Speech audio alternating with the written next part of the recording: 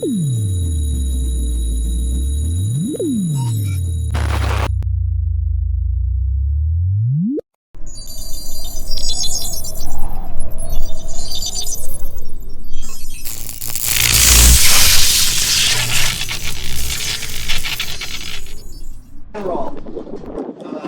for the area. Does anyone not have one of these? Let me just use it for now, and then we can get more of these. This is a really comprehensive flyer for a BLM area. I've never seen one quite this good. And it has a lot to do with the fact that this area has been studied very heavily, even though it's in a remote area. It's been studied for over 4 decades. And one of the most comprehensive petroglyph studies ever conducted happened here in the 70s, where they located over 21,000 individual pictographs on rocks. Most of them are petroglyphs, what we're going to see. So, just for a quick lesson, their pictographs are literally paintings on rock, and petroglyphs are when native cultures peck the surface of desert varnish off of typically basalt, which is what we're going to see here. I've created an amendment to the brochure, so if we could just hand some of these out, which just adds to the petroglyphs they got on there, and it might help us, this is a good one for you, identify some stuff today, which we'll then talk about tomorrow.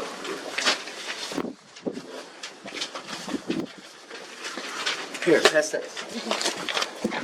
And our tour is Squatterman 2022 because we're going to be talking about a unique set of glyphs here, and all of the morphologies of those glyphs are in this little pamphlet, which all have to do with one single concept that we'll talk about at the conference tomorrow.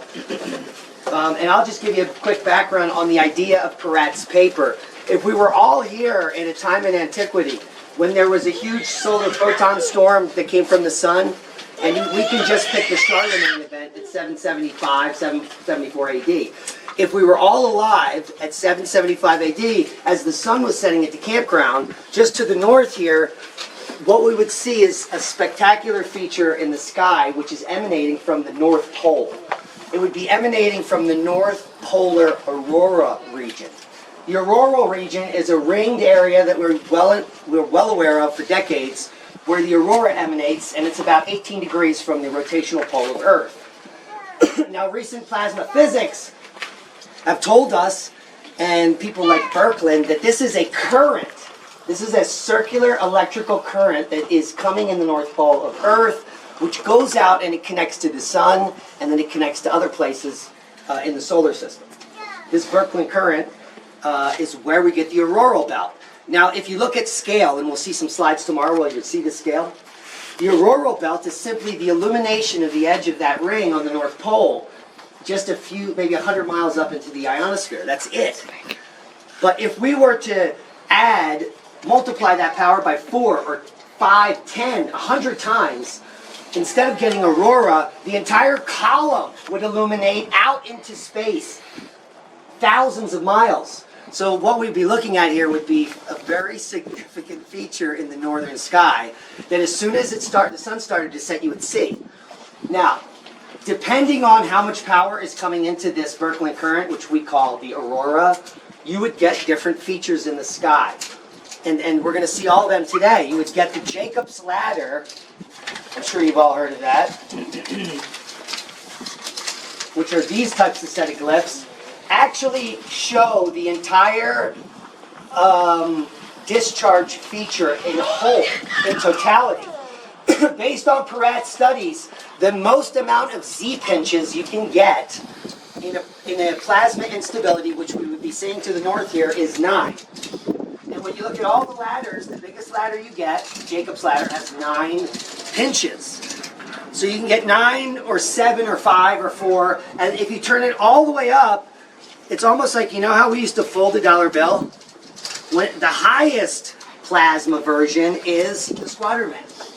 So all of the Z-pinches collapse onto the final pinch, and you'll get the top and the bottom of the plasma discharge. So it literally looks like Squatterman, and that's when the 2 dots would light up, which would be all of the 9 Z-pinches collapsing to 1 Z-pinch. So literally, you look to the north here, and it would probably cover a great portion of the sky. You would see a gigantic purple discharge of a squatter. Or in an earlier phase with a lower charge, you would get an entire ladder that just goes up into the heavens. And this would be one of the lower discharges. Now, some of the oldest petroglyphs in the world are just these two eyeballs, and they're called the Wajinda in Australia and New Zealand. You've all seen the caves of the Wajinda. These can go back, they claim, 20 to 40,000 years. So the eyeballs that they're looking at there, the reason they're only seeing that is because they can't see the rest of this. And if you look at where these caves are, they're towards the equator. They're up in northern Australia.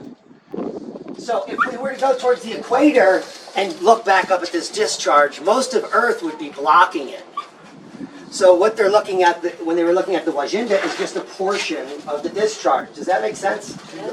Can I add something here? Yeah. Just that, I mean, the giveaway of all of this too, right, is that geographical thing where people in various places are seeing the same things or a version of the same thing in the sky, which is why you find these kinds of petroglyphs all over the world.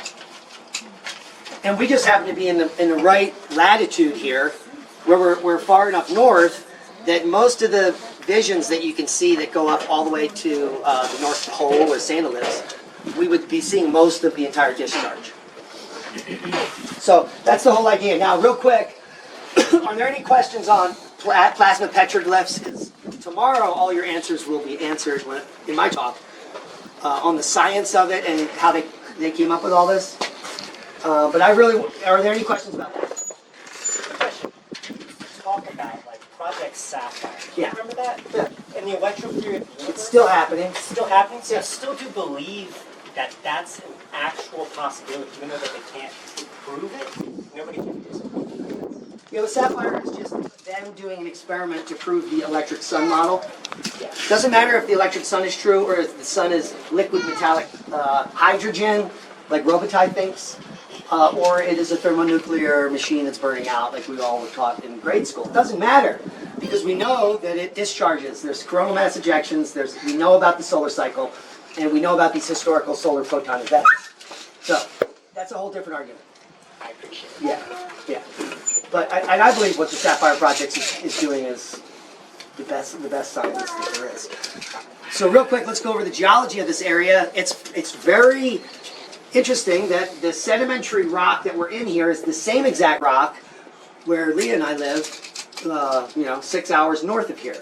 It is the Mesa Verde group, which is also Zion and Bryce and all those areas. So this sedimentary unit is very pervasive in the Four Corners area because it's flatline.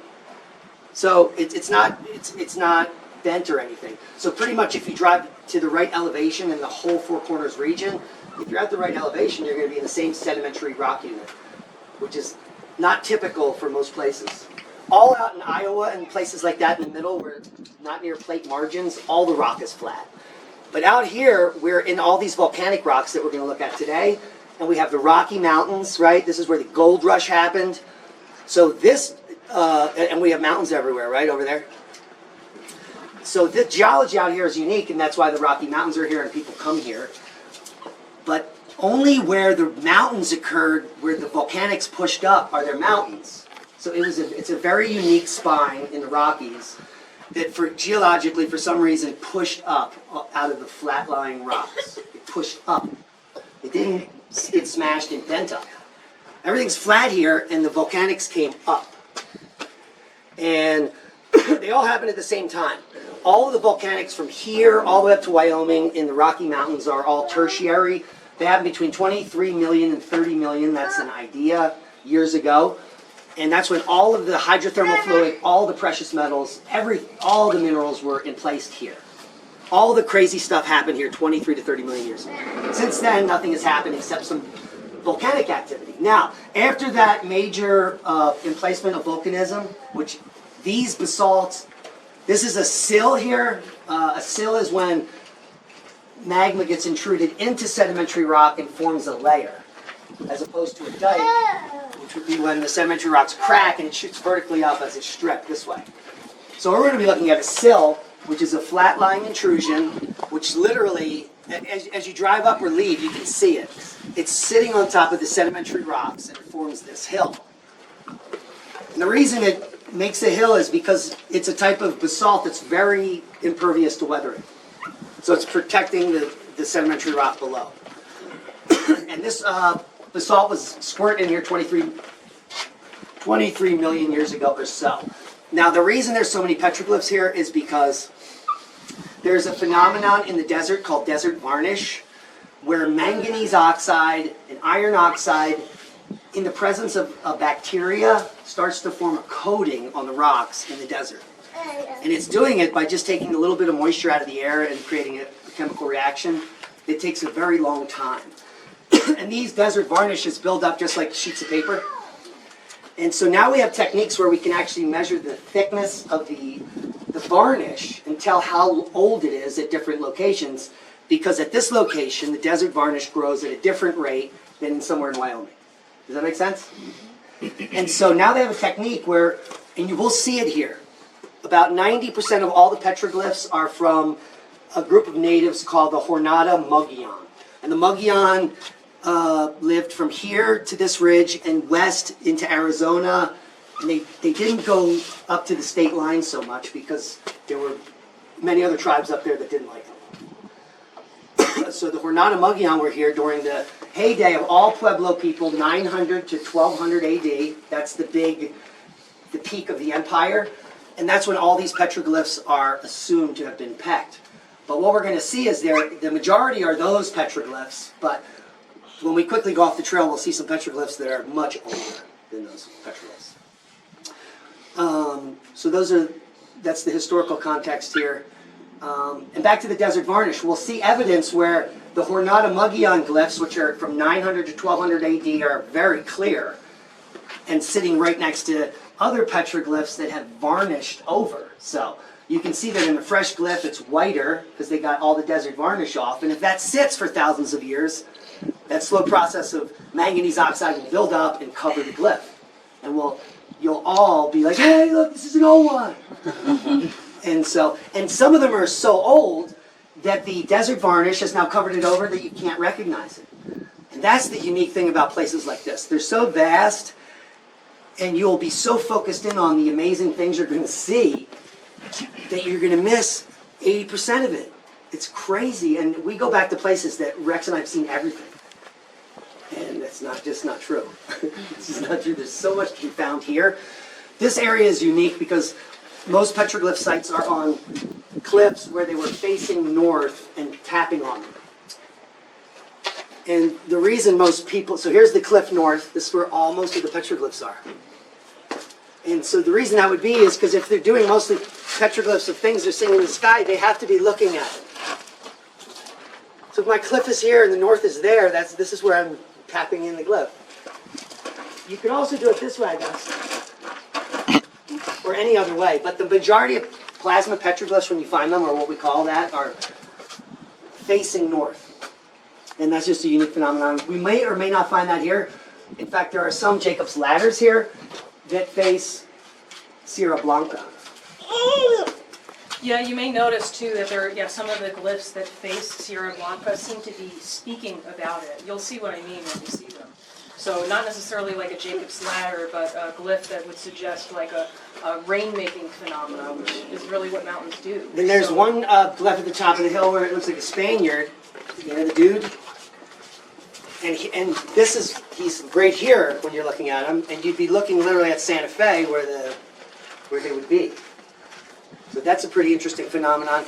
Take notice of what you're looking at and then what's in front of you, and maybe what they might be describing. We're going to see step pyramids here, which, how many places have you seen them? There's 10, 15. Different sites. Yeah, they all have different pictures on them. Yeah, so there's a really significant thing to the step pyramid, not only in Egypt, but for the Pueblo period people. And here it might be nothing more than simply describing a mountain. Because when you see them, there's usually a mountain in front of them. And so it might be a type of map. This particular area, I think there might be a lot of maps. If you look at the anthropology of the area and what they say about the glyphs, most of it is nonsense because they don't account for anything that we're going to be talking about all weekend. and then if you go talk to elders, their stories don't match the stuff they write in the books. So definitely we don't know anything about any. Well, even too, like sometimes glyphs will suggest something about the geography or the climate, but like bear in mind at the time the glyph was made, the climate might have actually been a bit different here. You know, I was going to mention something also that Ransom just brought up. So you brought up that the Mountain of the Gods is close by here. Yeah. Now, as soon as he said that, I thought, okay, that's where they landed. Whether or not they were space people or highly advanced human civilization that had the capability to fly, I think that's where they landed, and I think the natives saw that, they were blown away, and then it talks about the 4 kivas and the 4 different peoples breaking apart, essentially, and going to different places, right, as you were saying? This one, actually, with the Mescalero Apache, they believe the 4 teachers landed up here, and that's where they base all their teachings of, and it's all based around Sierra Blanca. They actually own the very top there, which is one of the few 12,000-foot summits that you can actually just walk to. So you can walk right up it. I read they say it's 12,000 feet. Well, so that reminds me also when you read about the ancient Sumerian stuff, where Oranos came out of the water to teach civilization Yeah. what to do. They landed on, okay, what do? They land on top of a mountain. The natives are blown away. They go up there. They teach them civilization, culture, different ideas, different farming techniques, teach them about the stars, and then that information gets spread. And then you got the white sands over there, the 33rd degree parallel, and all these petroglyphs. The fact that they have that kind of patina that Diamond's talking about, I think it all matches perfectly, because I don't think that just because of the patina, necessarily, they would make all those petroglyphs. They had to have that to do it. But this place is sacred. I think this is like a sacred holy site, essentially. Well, not only that, if you look at the terrain around here for probably 400 square miles, this is really the only habitable zone that you're going to find elk, deer, fish, stuff like that. And that's actually what's painted along the rocks. On a lot of it is telling you that there's food right here. And there's a lot of references to some kind of underpassage, or maybe on some of these step pyramids, you'll see they'll have different animal depictions above it. And below it, what looks like a doorway that the river goes in. So I don't know what that really references. But you'll see several of those. There's at least 5 of those, a step pyramid that either has a frog or birds. Really unique patterns. I don't know what they mean. This area, the reason the Pueblo flourished in the entire 4 corners is because it was not like this. The climate was not like this. Something happened around 1210 where it got dry for a very long time. We're talking decades. And that was the end. And then you can see all of the cliff-dwelling cultures and all the Pueblos at like 12 by 1250. There's no one here, 10%. So everyone left because it got dry. And then the Spanish came and they overgrazed sheep from here to Canada, which left it drier. And now we have this. We've got this huge desert that goes from here to Canada. And the weather patterns we're dealing It was with right wet. now. This is called 3 rivers because there are really 3 rivers. Like Ransom said, they all came together. It was awesome here. Annual Squatterman 2022, and I want to thank you first, all of you, for making it here. That is quite an impressive achievement. We were trying to see how many people would make it to the most remote place in the entire planet, and we did a pretty good job. We got a dozen people out here, and we had some adventures yesterday. Rex and I have been going to petroglyph areas probably for 4 or 5 years. Yeah. And we've probably gone to a few dozen, I would say, we're approaching 50 trips. Yeah.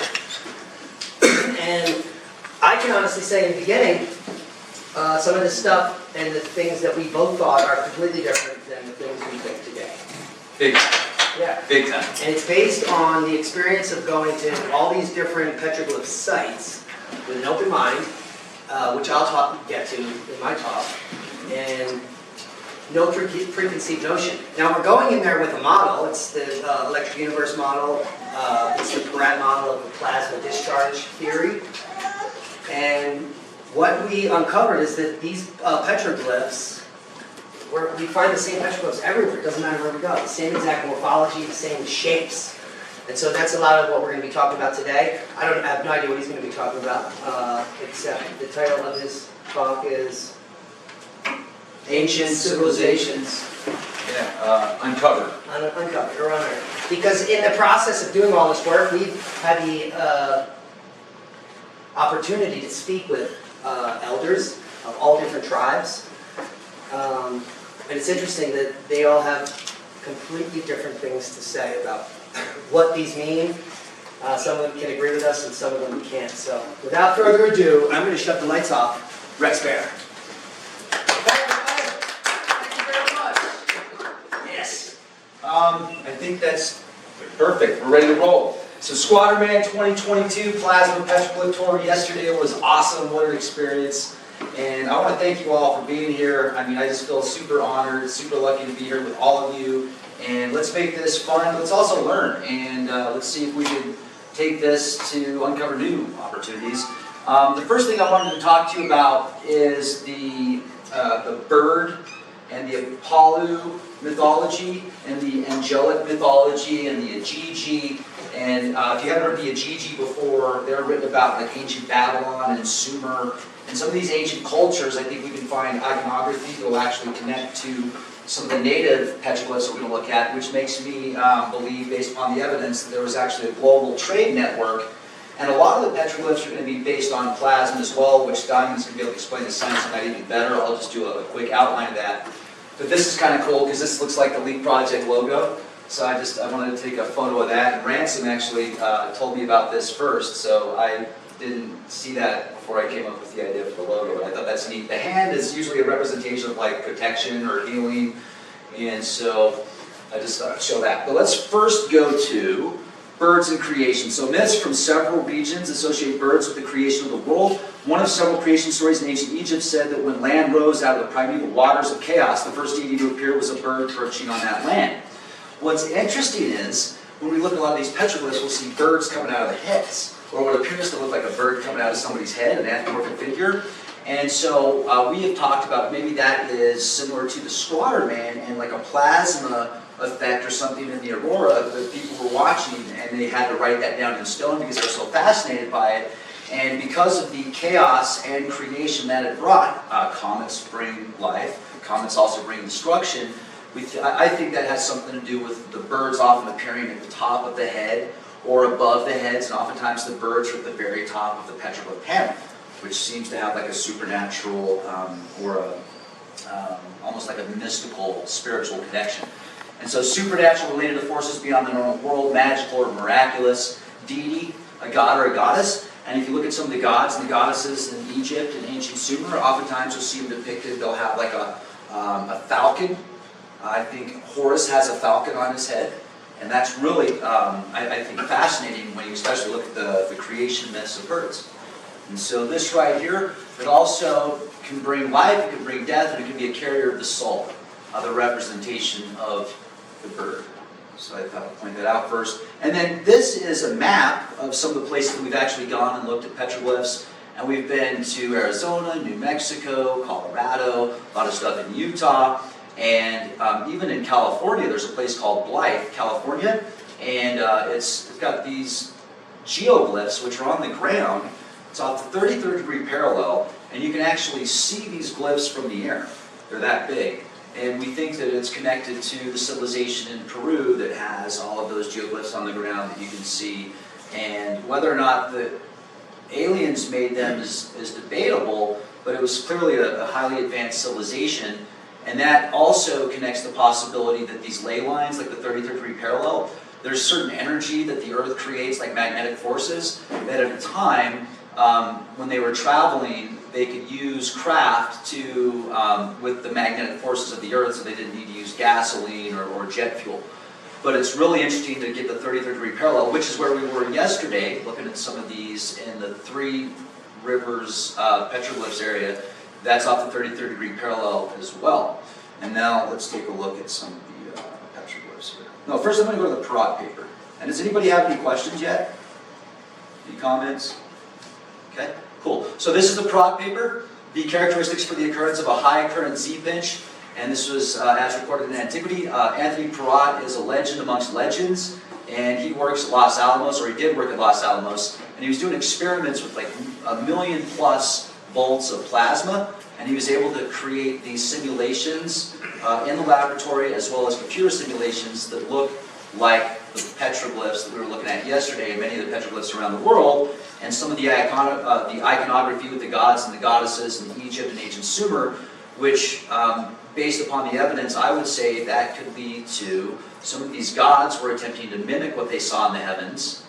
And sometimes the gods, the major gods, could be representing the planets or actually constellations. It's astrotheology, and we'll talk about that in a bit. But this is the Birkeland Current, and this is an artist's depiction of the Birkeland Current flowing into and out of the Earth's atmosphere at high latitude. These currents, once the subject of intense debate, are routinely measured by today's satellites and have total magnitudes of millions of amperes, mega amperes, and then scroll down a little bit here.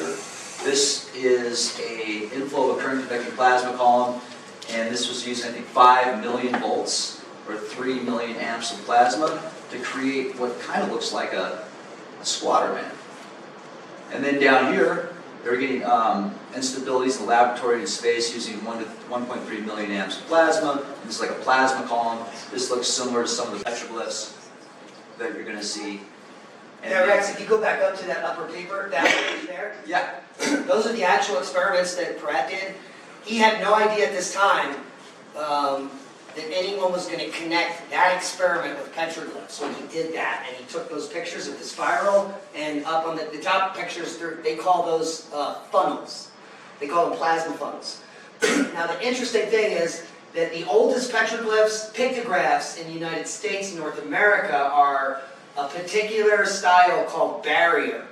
And these are the gigantic funnel anthropomorphs. These are people that are shaped like giant triangles. Or they look like big Which I've got- blocks And they're sometimes. totally creepy. And so it was because of that, and I'll talk about the happenstance where someone said, hey, I think you got something here.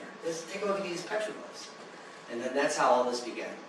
Yeah, those particular petroglyphs, they often look like big sort of blocky robots or these weird triangles, and they show up everywhere. But in the archaeologists call them anthropomorphs, and everyone agrees that they represent people. which I need to find. I want to show you those real quick. Except us. Sago Canyon, here we go. Yeah, These guys. So, no, that's newspaper No, there's one rock. right up top, Rex. In that panel, there's one at the top of the panel.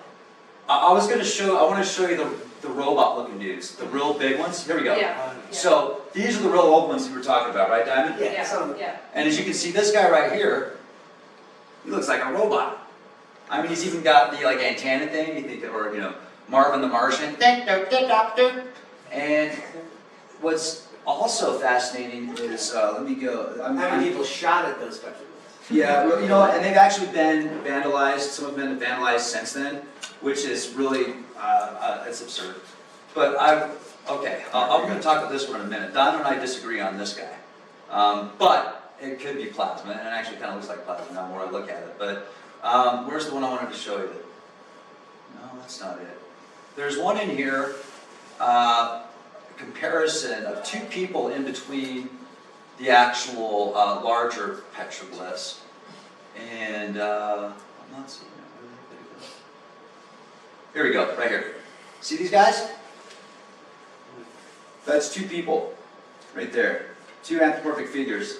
So I look at that as Adam and Eve, and then you've got these humongous petroglyphs or pictographs, I guess, because they're actually they're not just pegged in. They use some type of pigmentation to get those there. Look how much larger they are than these two people right here. So I'm wondering, are these actually beings? Are these shadows, possibly, of like a ceremonial dance? Or are they showing something that was happening in the heavens, possibly? Or is this just a cheat? But why don't they have arms? And there are a lot of these petroglyphs where they don't have arms, and they're very large, and they almost look like ghost people. It's really interesting.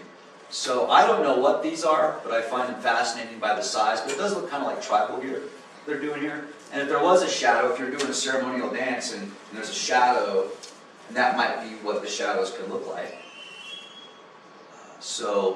But now I'm going to show you some of the other. So this is in newspaper rock. And you said, Leah, there was one on here that was this guy? The top in the middle. Right here? The guy on the right. The brown guy. Yeah, The brown guy. the oldest ones, right? These are the Yep. older That's ones. literally the Parat funnel. Yeah. So you think this is the Parat funnel right here? Their picture is open right behind it. It's on the bottom right. Yeah, we can just compare right now. And you can even see the little evidence of the head in there. See that? Yeah. I mean, this, and then when we were looking at those big columns yesterday, some of the big columns we were looking at look kind of like this in the experiment, and then this was, I think, the plasma, and was this the computer simulation, The right? top one's computer, the one with the multiple lines there, yeah. This one's computer, Yeah. and then this one's the plasma. And then you'll see a lot of these columns, and they could be like Jacob's ladder. And then you brought up also yesterday the Babylon, the fall of Babylon, the Babylon Tower. That was interesting. Yeah. So these are just different simulations that that Prod did in the lab. And I wanted to just show some of the petroglyph stuff here down here. I'll scroll through. Here we go. See all these different locations that they saw the Squatter Man. And then, here we can see Squatter Man. And then we can also see, there's some stuff on here that I find interesting. Here's the Birkeland. But there's a couple handprints, big handprints that have like 6 fingers that I was going to show off. But I think is evidence of maybe the Nephilim, not like the biblical description, but a large race of people with six fingers. Six toes. Yeah, straight at the bottom. Right there. Right there? 6 toes. Yeah, so see, this one's got 5, and then this one's got 6, right? So those are 2 different clans, or 2 different icons, or obviously that means something clearly different. But these don't necessarily look totally like, they look like weird feet. They look like really weird feet. Well, Now, he had 6 toes. would it come out like him? Might. But see this guy right here? And how this, like an entire elk, it looks like it's coming out of his head? That's some type of plasma event. That's something that they were seeing in the heavens. And one of the things that I've wondered is, when you'll see the gods and the goddesses that are depicted, and that they've got something on, like this beautiful headdress, or a bird, or a falcon on their head, is that depicting the event? So now they're putting it in like a as above, so below form. Magic, ritual. A lot of the leaders are really into magic and rituals, and things happen on certain days because they're into the numerology and the astrotheology. And a lot of the gods and the goddesses depict astrotheology, whether it's a part of the zodiac wheel or it's a part of the planet. So that's my theory on some of these depictions here, with stuff coming out of their heads.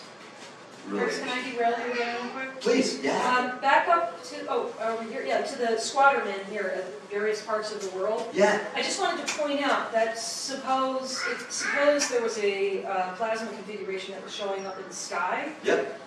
It may be the case that you might see these different forms of squatter man depending on the perspective with which you're looking at the plasma formation. So it may explain some of the small differences when you see these glyphs. Because they're in different globally. locations of the world. Right. What explains alien or being?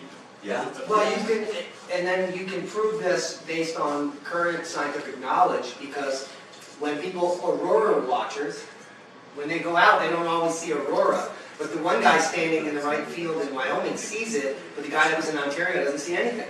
And because on that Birkeland Current, the energy is moving around, just like the aurora is moving in the sky. You have to be standing at the right place at the right time. Everyone knows that. And one of the best places, obviously, is Iceland, or when you're actually up in you're actually in the Birkeland Current sheath there. So, Like Norway even? yeah, the odds of seeing something there are very high. In order to see it in a lot of these locations, it would be a solar storm that no one has ever experienced, obviously. Yeah, way more than what we normally get with the northern lights. And again, a lot of people that watch Rex and I are the videos, which almost no one watches our petroglyph videos. Yeah, we get a lot less views on the petroglyphs. Now, the Akalu is, notice the Akalu is a eagle-headed birdman, and he's holding a bag here. He has what looks like a really nice watch and a pine cone.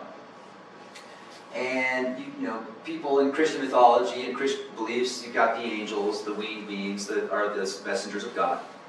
And in ancient Sumer, it's not much different. The bringers of life were bird people.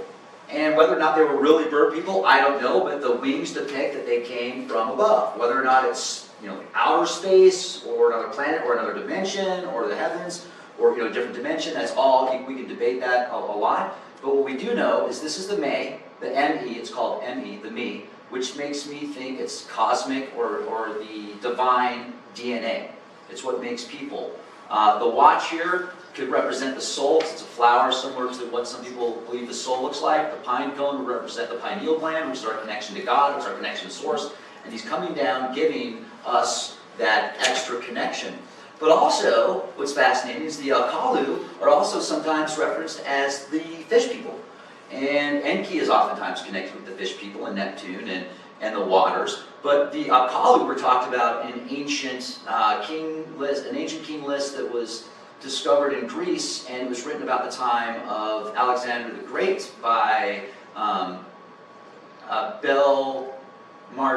it was by the priest of Bel Marduk. His name is Berosus, and he wrote a king list of 10 kings that ruled for 432,000 years, which is a sacred number, 432 hertz. And they actually came from the waters. They didn't come from the heavens, they came from the waters. And they describe a man coming out of the waters in a suit and teaching knowledge to mankind, and then he would leave every night and he would come back. So I find it so interesting that there's these two different types of Kalu. Some come from the water, and some come from the heavens above. But some of the petroglyphs that we're going to look at can actually be like an archaic version of possibly the Kalu. This was interesting. We found this in Fry Canyon area. You said it wasn't Fry Canyon, but was it Fry Canyon? Well, it's back, Okay. they're near each other. Yeah, and I want to thank Alan. Alan's not here with us, but I want to thank Alan and on the camera, because he actually told us about this place. He discovered it a long time ago. And I'm really glad I had the opportunity to go out there, because we found in this area what looks like.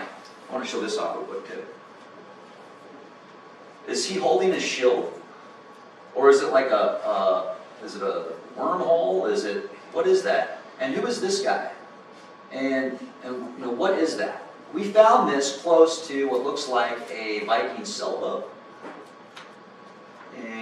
or some type of sailboat right here. And this is in the middle of the desert. So you're in the middle of the desert, and what appears to be a boat with the sail down. And if you zoom in on this, zoom in on that. Doesn't it look like they're putting animals on a boat? It's so bizarre. Like Noah's Ark. Yeah, it's like Noah's Ark. But we're in the middle of the desert. There's no water out here. Another motif on there, if you zoom it back out full Yeah, size, yeah. is that it looks like a seed or an egg. Keep going out to the right, and we see these like 8, 10, 12, 30 feet long. Yep. Some sites where you have that thing and a line that comes out, it goes the full length of the panel. Sometimes it's horizontal, sometimes it's vertical. Sometimes, yeah. So that's very important. And that's actually on this one too. That's on this guy right here. And that's a bad photo. Yeah, it's a vertical there. You can see that long line there. Yeah. Follow it down, and you'll find multiple circles. Yep, right there. Bang, bang, bang. And then look, here's the ant dude again that we saw yesterday. We saw this ant guy yesterday, and here he is again. Yesterday we saw him with mountains behind him. Today he's at the top of this line. And then here's another ant dude right here, same guy. He's on top of this like plasma rainbow where all these lightning bolts are coming down. And all this weird looking plasma type stuff. But this guy, this is significant. This represents something significant. Then in Sankawi there's a guy like this, but he's looking forward instead of sideways. And there's this what looks like a wormhole thing around him. It could have to do with farming, it could have to do with the equinox, but it's very similar, but instead of just this half moon, it's actually a full spiral. Here's some more interesting stuff. We found this out by what could be a ship, possibly, like a sailboat. You'll see all this weird stuff coming out of his head. Here's a Space Invader guy right here. You ever played Space Invaders? And then this is possibly water or sound. I talked to some natives. They said if you see lines going horizontal, it has to do with sound. But that's kind of odd. And then here's another column, kind of like we were looking at over here. And then we saw a bunch of this stuff yesterday when we were out looking at petroglyphs, and also these guys. And the Ancient Alien shows will say that these depict, grays coming out of spaceships. And actually, I mean, it does kind of have that, profile. So I could see why somebody would think that if they didn't have all this other information. But now, when you look at the plasma stuff and the computer simulations, and you compare that to the petroglyphs, and you compare this to stuff that's seen around the world, and then you'll see this right here. Does this look like an alien dude? No, it looks like stuff. It looks like kind of thing. Like an effect of something. Isn't that the double eyeball and the nose? Isn't that like a cartoon character? Yeah. It's famous? Yeah, everyone knows that. Squidward? Squidward, yes. Yeah. SpongeBob. In fact, if you go back one slide to where the petroglyphs Yeah. just showed, one back from there. One back from there. There, stop. That funnel guy with the head with the swirls. If you move that picture to the left, you can see the experiment to the right on the Peratt paper. His head is the top of the plasma column. And in my talk, I'm going to show you that at one stage of the plasma column, the funnel can light up exclusively, and then you get two eyeballs on top, and it's exactly that petroglyph. And they just added the feet and the arms or something to that, what they're looking at. And That they were top playing Space gray one Invaders. there is at Three Rivers at least 8 or 9 times, and it's on one of the most prominent ones where the guy's sitting there. If you saw that guy, that's like a dude that's sitting there. Yeah. It's one of the most prominent people. The big bug eyes. Matter of fact, I think that picture is cut from Three Rivers right there on the top gray one. The top one, yeah, it is. So I want to show something real quick. This guy right here, this is interesting. This looks like somebody with snake legs. And same with the funnel guy has the weird snake legs. But I think What is unique is that we have 3 other Sumerian tablets from North America. The King Yeah. Joseph tablet is the most studied. Okay. The 3 tablets that we know of that aren't this, I've never heard of this, are all simple Sumerian receipts for everyday normal nonsense. Like Business transaction. buy 80 coats and pay rent. So if this one is unique, this is a very special tablet. And if it is describing ISIS like it was translated, I had it's just a synchronistic moment where when I went out to the location where the Kincaid Cave is supposed to be. You've all heard of the Kincaid Cave. And it's a great story. It's a wonderful story. And so we went there, and I took out my aerial camera, and I got gig after I got 50 gigs worth of aerial footage over there. Didn't see any cave. I'm not saying it's not there. I didn't see it. But what I did have was a very spiritual experience, and we were overlooking, I think, the Isis temple, which is a mountain. It's named the Isis temple out there because there's names for different gods and deities from around the world at different timelines that were chosen. But I had a really spiritual experience that happened when we left there in Page that's connected to Isis. I'll just leave it at that. So if this is genuine, that changes everything. It's describing ISIS, and it was found in a mine shaft in the Grand Canyon. How cool is that? If this is legit, it changes everything. Yeah. So I told her I would love to have the tablet if they're gonna sell it, and so we'll see where it goes. But that's incredible. I think that's a really cool story. So that's basically is that the presentation? Yeah, I think that's about it. Thanks, everybody. Appreciate it. Question and answers? Kincaid Cave, is that in the cave in Grand Canyon? Yeah. Yeah. Supposed to be? Okay. Yeah, that's- Okay. Yeah, so, and the story is, there was a cave that was found, but they found actually African artifacts. And so, obviously, the Smithsonian didn't want any of that. So they came up with another story and said that they found Egyptian artifacts in a cave that doesn't exist. So, and I was given that information also after I looked from an elder of a tribe that, if I told you the tribe, I'd probably give it all away, but he's, yeah. So,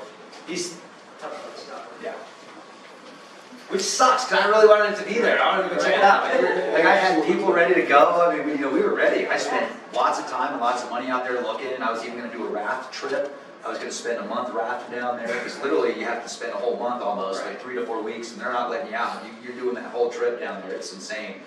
So I spent a lot of time, a lot of money, and a lot of resources to find out if that was legit, and I don't think that it is. So about 95% sure that it isn't. Now, there are caves out there that they did find stuff, but that's not the location.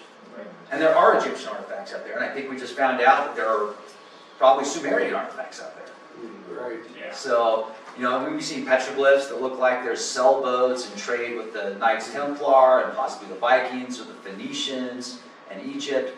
And then you look at the mounds, if you consider the mound builders, they would bury the people would be buried with like relics, similar to the Egyptians. The Egyptians would bury their people with relics.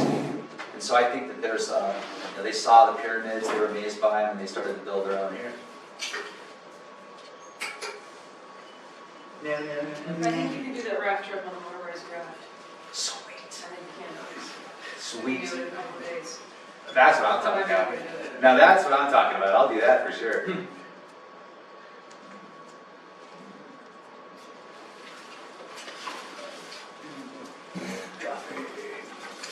So does that woman have any record of them passing it down, like a date, as far as being left that tablet?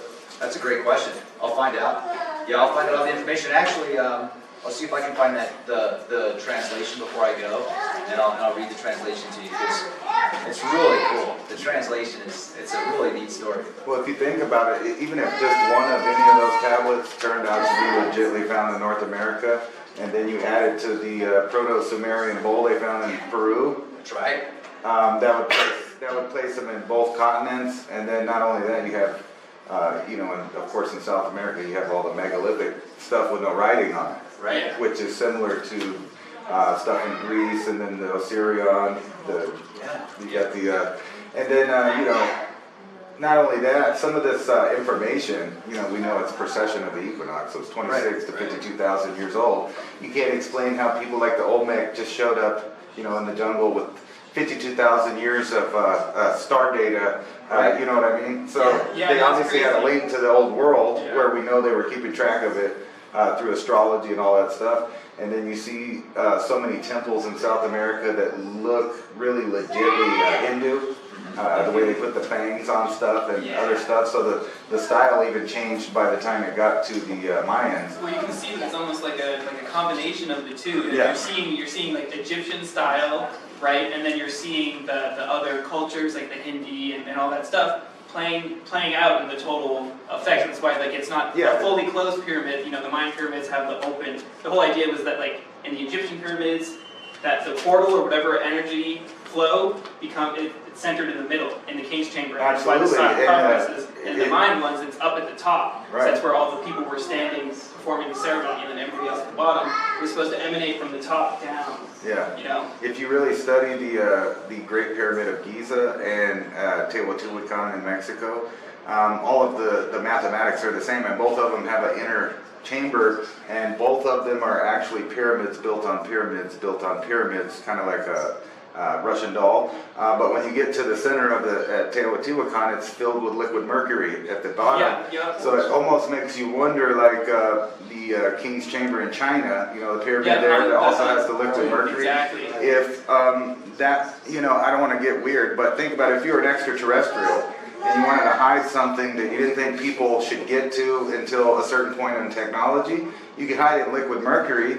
Anybody that tried to get into it would go nuts or die. And then it would be until a point of technology that they would know what it is, what you can do with it, and how to remove it safely to find out what's underneath it. Exactly. Well, I mean, even getting pretty weird, like the German experiments with the anti-gravity and stuff like that, they were using mercury vortex, Well, yeah, they were. electrical charge in order to get it. So it's like maybe the mercury itself was the important thing that they were trying to, they're like, we don't want all these people wasting all this before we get back here because we might need this. Well, the Germans they for sure knew that there was something to that because they translated all the Sanskrit Vedic texts that talked about the Vimanas and all of that stuff. And so they were just trying to rebuild according to what was, and you could tell that the Germans were on a technological thing. 100%. And that never really stopped, matter of fact, if you pay attention to what they've been doing. Well, So right in World War II, all of a sudden they start shipping massive amounts of equipment and supplies and all this stuff to South America. And then you lose track of it completely in South America because it ends up in Antarctica where they're working on the bases. Well, not only just that, but it continued into modern day. So if you remember in 2003, I don't know what you think about 9/11, but obviously Iraq had nothing really to do with it. But we went to war there. Yeah. Right? So in 2003 was a 3-year. They made sure that they went in March, which represents the month of war and everything. Right. But if you really pay attention to what that was about, they had just uncovered 250,000 cuneiform tablets and moved them to the Baghdad Museum of Natural History. Now, right after that, a guy named Saddam Hussein started going around calling himself Nebuchadnezzar. Right, exactly. Right? And if you know who Nebuchadnezzar is in the Bible, he's the guy with the Stargate. He asked the Jewish guys to come over because they couldn't figure out how to work, and it describes, how they had to wear special suits. Exactly, And yeah. they went in, came out with an extra person. They just said it was the Lord or whatever, whoever it was that came through. But then you fast forward to now, they find all these cuneiform tablets that go back to that actual time period in time, and this guy's calling himself Nebuchadnezzar now. Yeah. And then the world just rushed to get in there, and we didn't go for the oil fields, we didn't go for any of that stuff. Yeah, We exactly. beelined Just for the to the museum, and then sat outside while people ransacked and supposedly, stole all of the tablets. Right. But we just happened to be there guarding it to make sure that Yeah. the robbery went off without a hitch. Exactly. Yeah. And then 2011, they did something similar. Nobody really knows what, but you had like Kerry, Obama, all of these people that went during the Arab Spring to Egypt and hung out in the pyramids. So was it Zawad al-Wir or something like that? Is supposedly an Egyptian star that they discovered. They did something weird there on 11/11/11, right? And shortly after that, satellite photos show a bunch of heavy equipment came in behind the Great Pyramid and dug a bunch of holes. They got something out. I can personally confirm that I've seen the entrance to a huge underground complex that starts when you go underneath like the Great Pyramid complex and the Sphinx complex. I literally went inside, I went down the corridors, and then you could see, like, I didn't go any further because I didn't want like the guards to like get me or get lost or anything like that. Like, you turn the corner and you can see it opens up into like, I'm talking like, it seemed like miles. I couldn't see where the end of this. Have you ever seen passage those? is going. There's supposedly tunnels that lead all the way from Giza down to Luxor, down, I bet, like way down there. And it's like, I saw the start, but there was more stuff inside that room when I was just looking from like a 6-foot area than is on top, in the whole plateau. It's insane. Right. Speaking of the Zuni elder, he just texted me. His ears must be ringing. Right. He's like, we're doing another podcast, man. In this big hole, where you can see where it came out. And it's a hanging canyon, so it's 80 foot off, literally like with giant waterfalls coming out. Wow. That was about 8,000 years ago. Yeah. And it is in fact cold. Freezing cold. And when you're in the bottom of it, you're like, oh, it's straight up a quarter mile on both sides. It's a slot that just eroded. It's just crazy how 3,000 years. Well, I guess it's different when you're adding water versus like taking away water, right? But even in Egypt, the Giza that was probably rainforest until that horizon. It's like very light. Yeah, crazy to think of just. It was wet all the way through the undergrass till about 10,500 years ago. Exactly. And that's most areas. Yeah. Just opening start. 1, 2, 3, 4. Are we waiting for anybody? What's the Should I go around? Yeah. It should be my own. Yep. You want to shut it now? Anything else? I'm going to go do around. So if you missed it, this paper you guys can get online. It's great if you're interested in the geology of where we were. It's a complete overview of the background geology that I talked about in the morning, about the gold deposits and how it relates to all the South St. Juans. And it's a good resource because it's free. Most papers today you can't get access to because they're bought and paid for by big corporations. This one wasn't. And the unique area that we were at Three Rivers is unique because of the early study in the 70s, like I said. For those that were on the trip, they cataloged over 21,000 petroglyphs at this site decades ago. And nothing's been done since then. Most of the native sites I go to, like Salmon Runs and Aztec and all these places that have been previously excavated where they found millions of dollars worth of priceless vessels and jewelry and all this, it's all, they just buried it all. And that's it, nothing's happening there. You pay $5 to go walk on a mountain. And that's very telling to me because who agrees that we could learn so much by studying this? And just like in Göbekli Tepe, the same thing happened there. Klaus Schmidt was working on that for decades. He uncovered some of the most important archaeological finds of all time. And then he got sick, and then he died, and it all stopped. And then they opened it up as a UNESCO site. Anything that's called an UNESCO site, you should be very wary of. you should go see them, but when you're there, you should get a sense that there's a high amount of control at these sites. Yeah, They don't want you to know what it really means. exactly. They want you to know what the narratives that they provide for you. Yes. Same thing with the fact that you can't go into Stonehenge anymore is like bullshit. You're looking at it from like 300 yards away. So the indoctrination is very high in all of these settings, and I think it's for a purpose. They want to get the most amount of people, tourists in there, to give them the most amount of narrative so that everyone has the story. Now, this is the beauty of the whole scenario with Anthony Pratt's work. Now, this paper came out in 2003, and Rex showed it to you. And so when Anthony Pratt was doing this work, he had his mission was not to make the connection between petroglyphs and high-temperature plasma. He had huge contracts with Los Alamos and Sandia Labs, where he had access to all this equipment to do these plasma experiments.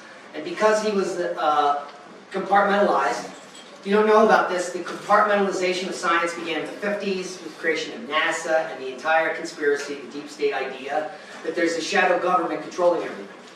They needed compartmentalized science so that the one scientist and the other scientist can't be sitting around at a table and actually come to a conclusion different than the story. And then by the 90s, all of the universities had separated chemistry, physics, and geology. Either separated the buildings or separated them by floors, so that multidisciplinary approach can't happen anymore. It's the compartmentalization of science at the same time that the National Science Foundation went from being an independent group of scientists to being controlled by the US government. And that was in about 1990, which is basically the end of science. So science has been undone since the 50s. And so you have Anthony Pratt, part of this whole paradigm, right? He's the top compartmentalized plasma physicist. He has access to this stuff, and he's doing these amazing experiments. Now, a little background on this before we get into the meat of the talk, which is going to explain to all of you all the types of petroglyph morphologies and why they occur. We have to go back to the beginning here. And this is interesting that Birkeland currents and plasma physics and cosmic rays all relate to Leoni's journey in the Oppenheimer Ranch project serendipitously, like not planned for. We found this perfect piece of land, and it happened to be Frank Oppenheimer's. And Frank Oppenheimer was the first person to suggest that cosmic rays are raining down on Earth, and put the first cosmic ray detector up into the atmosphere. And he lived on the land we live on now. And like, I didn't even know that. We didn't know that until a couple years after. And then Svensmark's work comes out that cosmic rays force cloud nucleation, and that's all part of the work that I'm independently been studying since the very beginning. And it's all very bizarre, just like Rex Bear moving next to me. I never talked to him, and he just moved in, and he knocked on my door. It's very bizarre. You're a day early. What the hell are you doing here? He was. So let's talk about the Birkeland Current. This idea of electric universe and all the stuff we're talking about dates back all the way to the 1900s and the work of Christian Birkeland. Now, originally, Birkeland currents referred to electric currents that contribute to aurora, and the one you're looking at there is the Jupiter aurora. And I'm sure you can all see that there's concentric rings there, some type of ring mechanism. The same thing happens in our Auroral Belt, and this is all has been witnessed in recent times by humans. The better our equipment is, the more we can see this. And these are recent pictures of the aurora on Jupiter. And this is after we saw the same rings on Earth. And now we're seeing auroras on almost all planets as the technology increases. Now this is after Christian Birkeland predicted that this would be there. It's almost like Velikovsky. How many people know Velikovsky's work? Half of you. We'll get to that in a second here. But he's famous for worlds in collision and complete alternate ideas on cosmic catastrophe and catastrophism. So Christian Birkeland is just like Pratt, where he's doing pure science, and he comes up with this idea that there's an auroral belt. It's this cylindrical tube of currents that are moving. And decades later, it's proven by these pictures that there are these electric currents on other planets, including Earth. And so that's the point I want to get across here. Now, Birkeland current, in general terms, you can read it here at the top, are electric currents in planets' ionosphere that follow magnetic field lines. And nobody knows what that means, correct? Yeah.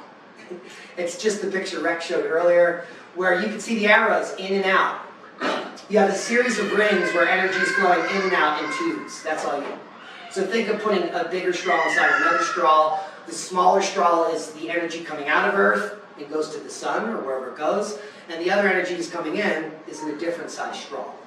And so these are the layers that will illuminate based on different types of voltage. Does that make sense to people?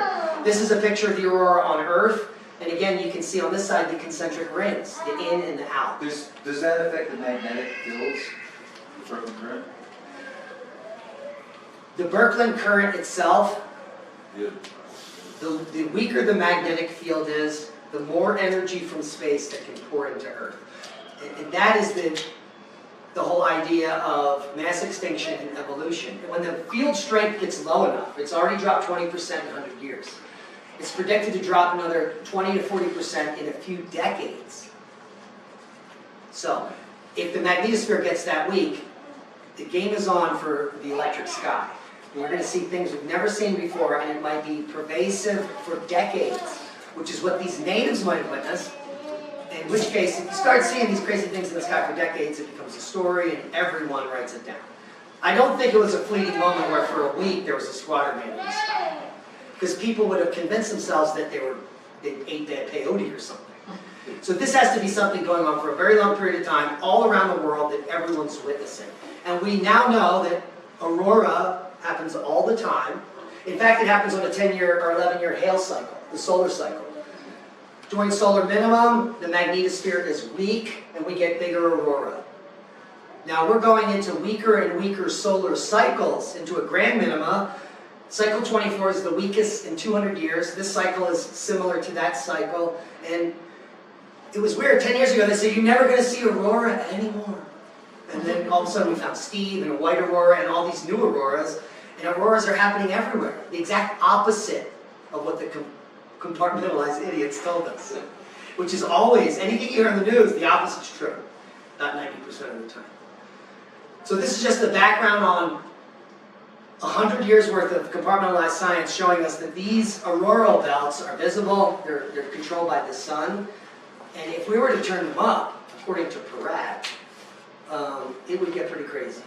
Do you think that they'd be traversable in any way? Like if there's, like if one of those currents, like if it's leading somewhere, do you think that like... Maybe information comes in on this. It could be part of the Akashic record, it could pour in information from other parts of the universe. But like any of this hokey, candle lighting stuff is our consciousness at the right moment capable of understanding this? Right, and that's what I mean. I'd be more like traversable in consciousness terms rather than like a physical. Because based on the science, biologically we know now, and just in the last 5 years, on new papers that came out, that 42,000 years ago is the lowest magnetic field strength since the last reversal, which is the Brutus reversal 750,000 years plus. That was a polarity reversal. But the magnetic reversal that happened 41,000 years ago caused the Neanderthal to go extinct, an entire lineage of hominids that had been here for hundreds of thousands of years through multiple magnetic excursions. But this was too much for their species to handle, and we made it through. And then Cro-Magnon exploded. And now here we are today.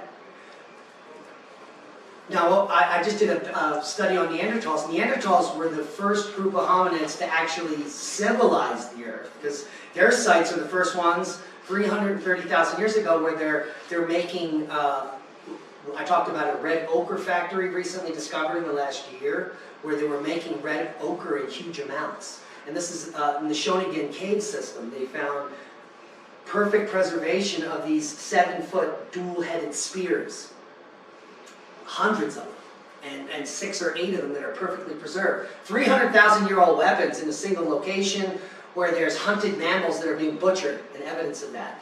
So the whole, it seems like every year, the stuff that we thought 10 years ago was impossible is like, it's mind-blowing. Like, if you were in academia in the early 90s when I was, the first cities were 8,000 years ago, and that's when farming began. But if we were hunting and had ochre factories 330,000 years ago, I'm pretty sure they were farming. Yeah. I'm pretty sure they were farming something. Or they were permaculturalists, like the Brazilian rainforest. They knew what they were doing.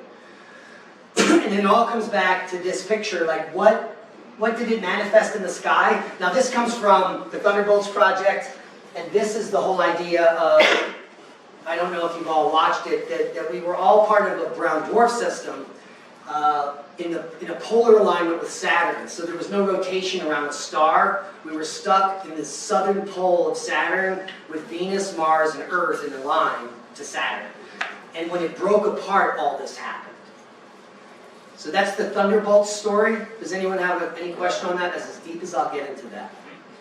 Because Peratt doesn't talk about that at all. And a lot of people want to know what's the dissection between Thunderbolts Project and Anthony Peratt. Well, all you do is read the paper. Peratt's paper, and we'll just go over the abstract because it's... Wait, Doug, go back to you real quick. Sorry, I just want to ask you a Where? question. Back to where you just were, Spider-Man. Okay, so what you're showing there, is that somebody looking at the conjunction of Saturn, Venus, and Mars? Yes. This would be after the breakup occurs and it's pulling apart, and then you would have a magnetic instability as it pulls apart. The magnetism would be getting ripped apart. It would still be at the North Pole, and this would connect through the South Pole of Saturn, the North-South Pole of Mars and Venus, which are still up there, and straight through the North Pole of us. So it's like a string of pearls that pulls apart. As it gets pulled apart, they get ripped and back into our current sun, and they have to change, you go from, you have to rip out and then go into the orbit of our current solar system. So it'd be very catastrophic. In which case you get the planets in close proximity whipping by for a few hundred years until it equilibrated. Which would make sense, like the Venus flyby, carving on the ground. But that's all Velikovsky stuff, and I'm not really going to get into that because Peratt doesn't talk about that. But also, it's not clear the shading that doesn't, it's not the planets with the shade, that would be representing the plasma configuration that's caused by that breakup there. So that's the idea behind everybody seeing that squadron in the These would not sky. be planets. The planet that would be Saturn, and that would be Mars and Venus up there, and this is Earth down here. And the Birkeland Current between the two would be getting charged, elongated, and then all these features would show up. Not just Squatterman. So that's actually a current right there in the center. And what looks like a planet is actually That lightning bolt goes straight through everything. So that ball right there, that's in the top ring, It's a right? plasmoid. It's a Okay, so check it out. That looks just like what we were looking at yesterday. Or what I was showing just a minute ago, the Arizona petroglyphs that had the ball and then the line showing. And we'll get to that in Peratt's paper where he explains that. Wow. Right, That's and so awesome. this is the kind of thing where if you looked at it from like another perspective, it might look slightly different. So where you might see a squadron that looks a little bit different. Like maybe you'd only see it from like the profile, and then you're Right, going to right. see like the line and like the two circles. So we're not going to walk through baby steps. This will become, at the end, you'll be able to look at this again and be like, oh, I get it. So now Peratt, before he published this paper, he's doing these experiments. He created that funnel. And then some guy comes in and is looking at his experiment, and he's like, because this guy was like an anthropologist, or he was looking at petroglyphs in there. And he's like, I've seen those. And then Peratt's like, what? And doesn't believe him. And then they get together and they have, dinner, and Peratt's convinced. He's so convinced that he gets obsessed with it. And within a year, this paper is published. He has no background in archaeology or anthropology or anything. He's a fuddy-duddy. And so this paper comes out and he immediately becomes a quack, but he's at such a high position that he kind of goes in hiding, does his own stuff, puts up Plasma Universe, his own website, and kind of goes into hiding. You can't find the guy. He's now in his 80s. We tried to get him here, but nobody can contact him. Did you ever get back to this? No, nobody knows how to contact him. He's still hiding. And he might be in the end of his life. So the abstract says the discovery that objects from the Neolithic or early Bronze Age carry patterns associated with high current Z-pinches. The high current Z-pinches are what he was creating in the lab and looking at. And then because I talked to some dude, he says here, that this Neolithic unexplained art, including petroglyphs, I can explain. That's pretty mind-blowing.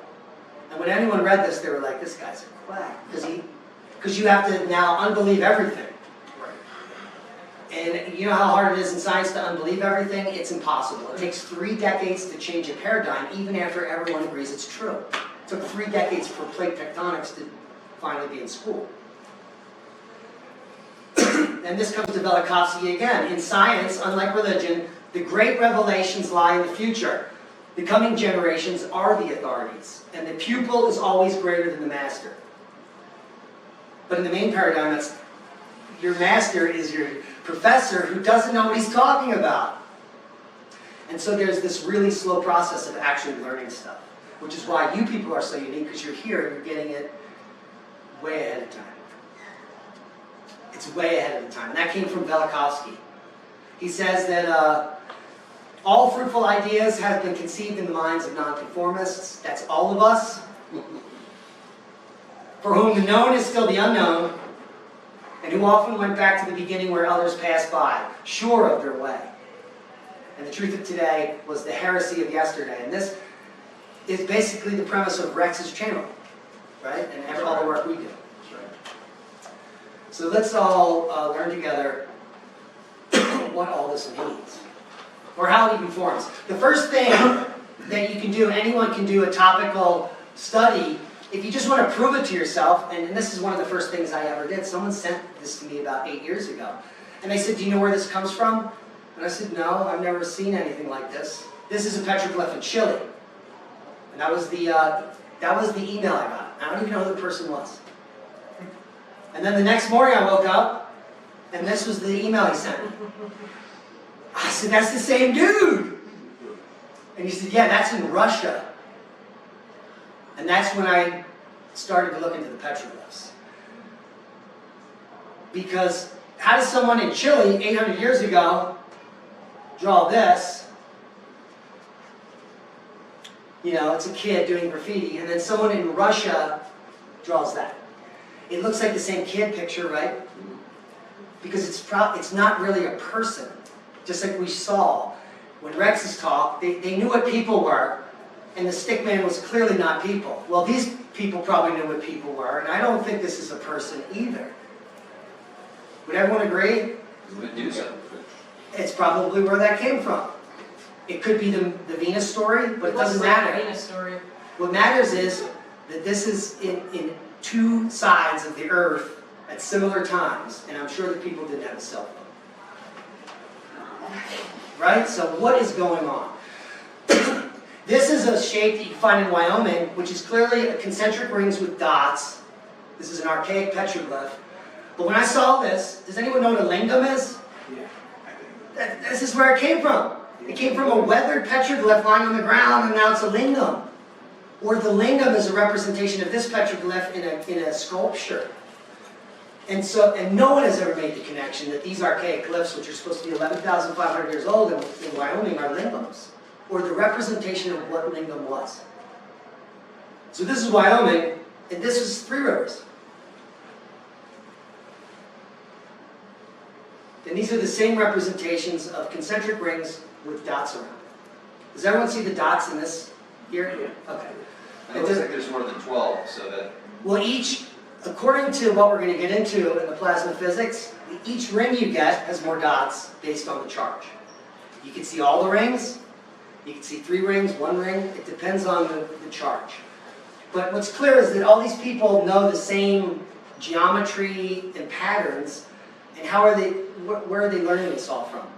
And that brings us to these petroglyphs where then we have the squatter man. This is one of the other unexplained glyphs worldwide that's in the northern and southern hemisphere.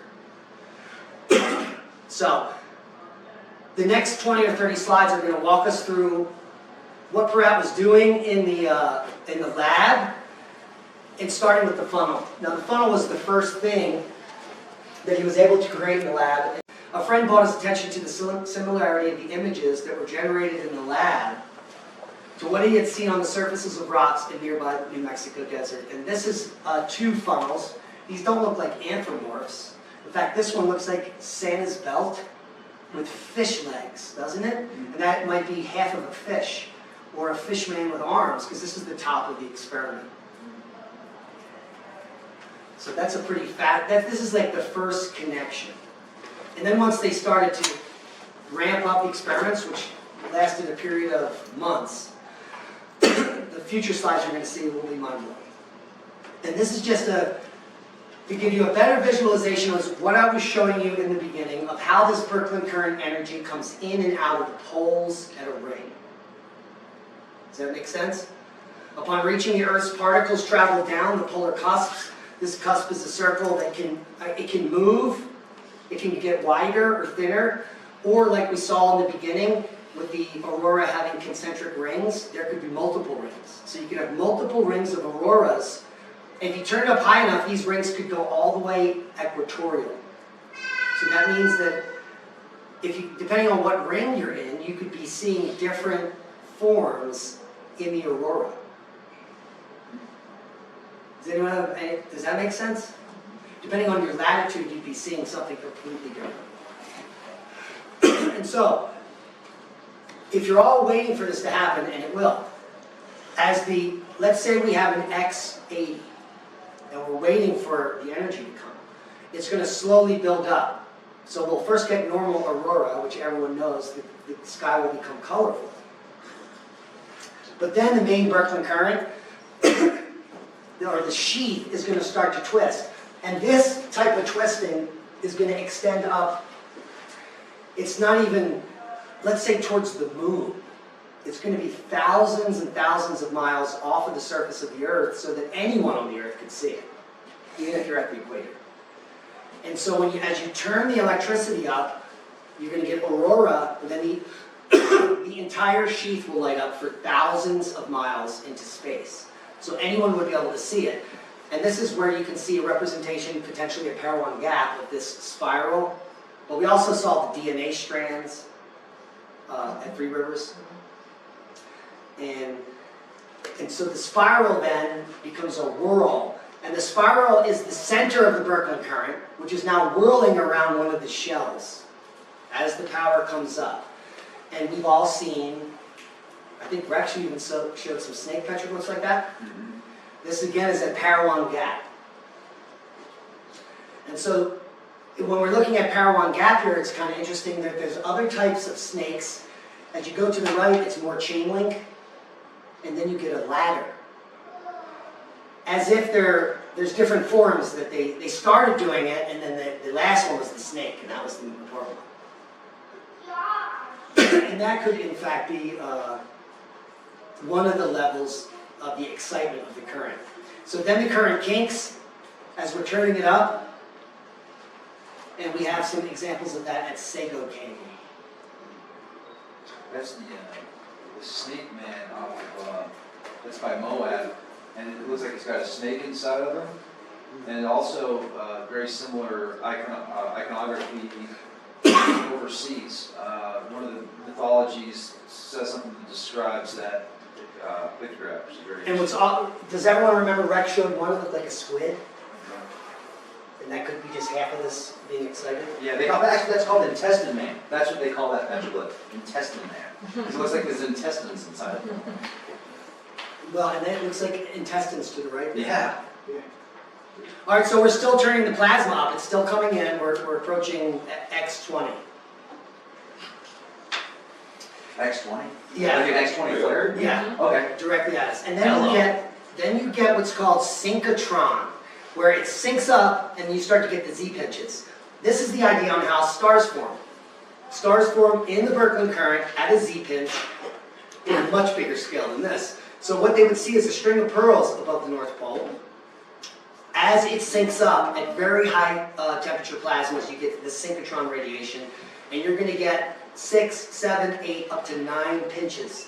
And it first shows up as glowing balls. And you can see the associated rock art in the Grand Canyon. This is a pictograph, unexplained. We've seen a lot of those like that are strings of pearls places. Yeah. And there doesn't have to be a particular number. It could be whatever you're witnessing at that location.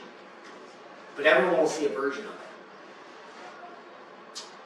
it. And this is where it all happens. So here's the Birkeland Current coming from Earth. This is what they call the funnel region. So if this illuminates, you're going to get those giant funnel petroglyphs. But this is what's happening next. We're going to get some of these anthropomorphs lighting up. So we started up with the aurora here, then it went into a spiral, then this twists, then this might shut off, and then the funnel illuminates. This is as we're turning it up. And in this funnel, what do you think forms in the funnel that's pervasive that we talked about? In that triangle? All those dudes. The duck head.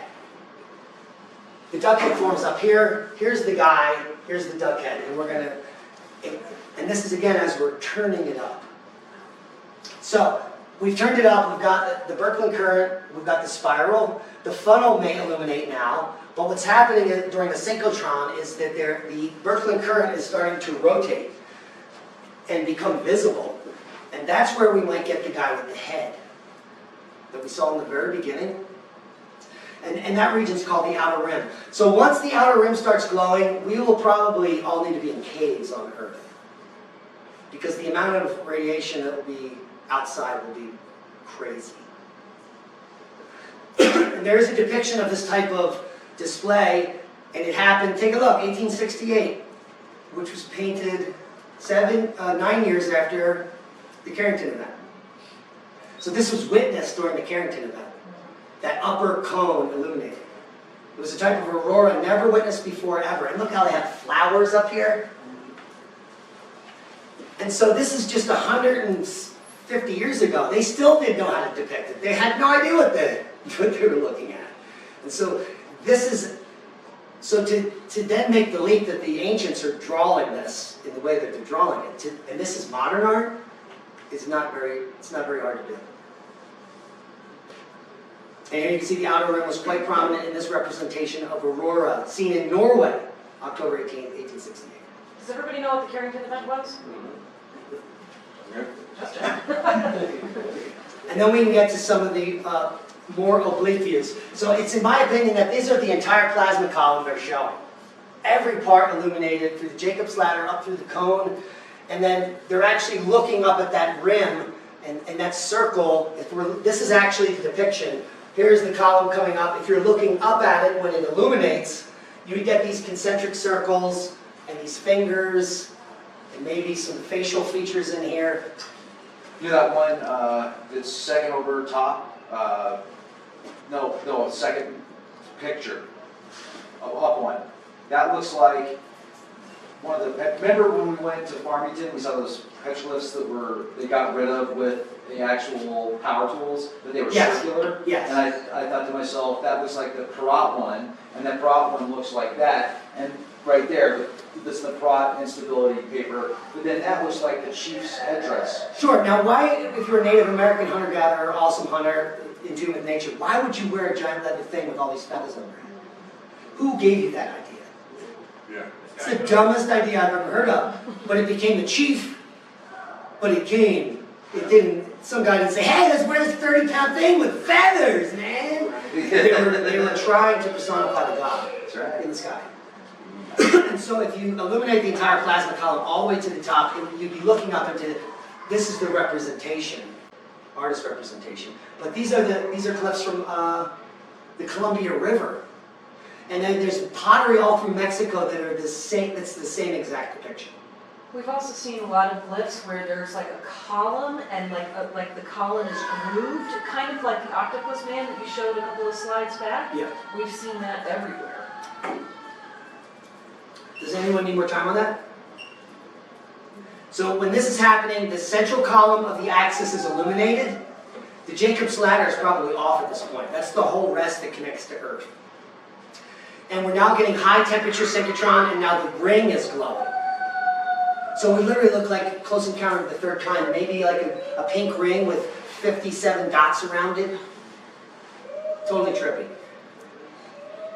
And then we increase the power, and then you get an area in that. So here's the ring spinning, and then that face illuminates underneath that they could have put there, but then you get a duck head feature in the center of the funnel. And now the funnel might be illuminated here with the duck head on it, and it would look like an anthropomorphic duck-headed person. And this is just based on the experiment where the duck head would come from, because in the experiment the duck head showed up after the ring. So inside the outer rim of the polar cusp, you can find the stagnation region, and this would glow a different color. So you would have this anthropomorphic figure of one color plasma with a stagnated duck head that then lights up red instead of purple. It would be a mind-blowing experience, unlike anything that a native, that's living in the forest could imagine. And I imagine the way they kept their head about it is to anthropomorphize them, right? Oh, it's just God. It's something I can't explain, but I can explain it. It looks like a duck. And the bird iconography. Say again? Hence a lot of the bird iconography. Yeah, and so the Egyptian version of the bird head is a much higher artistic value than a certain Pueblo group did it. Yeah, Because they were different artisans, but they're drawing the same thing. different cultures, so, yeah. They still use that today, like the top of the Capitol building in Washington DC has Lady Liberty with the bird coming out of her head that looks like the duck head. They still use that everywhere. And you can see here different representations. Up here, I think this may be Sago Canyon. The duck was bigger. The stagnation region can be bigger than the cone. It can be smaller than the cone. But we've seen bigger anthropomorphs with small duck heads and smaller anthropomorphs with big duck heads. And this just proves that what Pratt found is that the voltage and the position is different. So you're going to see a bigger duck or something like that. It's what you would expect from the experiment to find in the petroglyphs. And this is the one time where our hypothesis is being 100% held up by the rock art. And nobody wants to touch it. This is a particularly interesting panel because you can see the different stages of how much energy is coming through. Right? You've got the circle line, you've got the string of pearls in there, you've got the duck heads. Right, so this is the synchrotron radiation and the rim exciting, and then maybe a week later, the rim is gone and the duck's there. It all happened through a period of time that they're trying to depict. And there's even the guy with the multiple ducks. Yeah. 3 ducks. And like what happened up there, triple duck up there, and then what is that? Yeah. That's the Kokopelli. Almost. In fact, he's playing a flute. It's like a duck playing a flute. And the Kokopelli has to do with this as well. And so you can see down here from this depiction that other things were happening down in that, the Birkeland Current, which is thousands of miles long. It didn't always have to be a squatter man. There were other things going on here.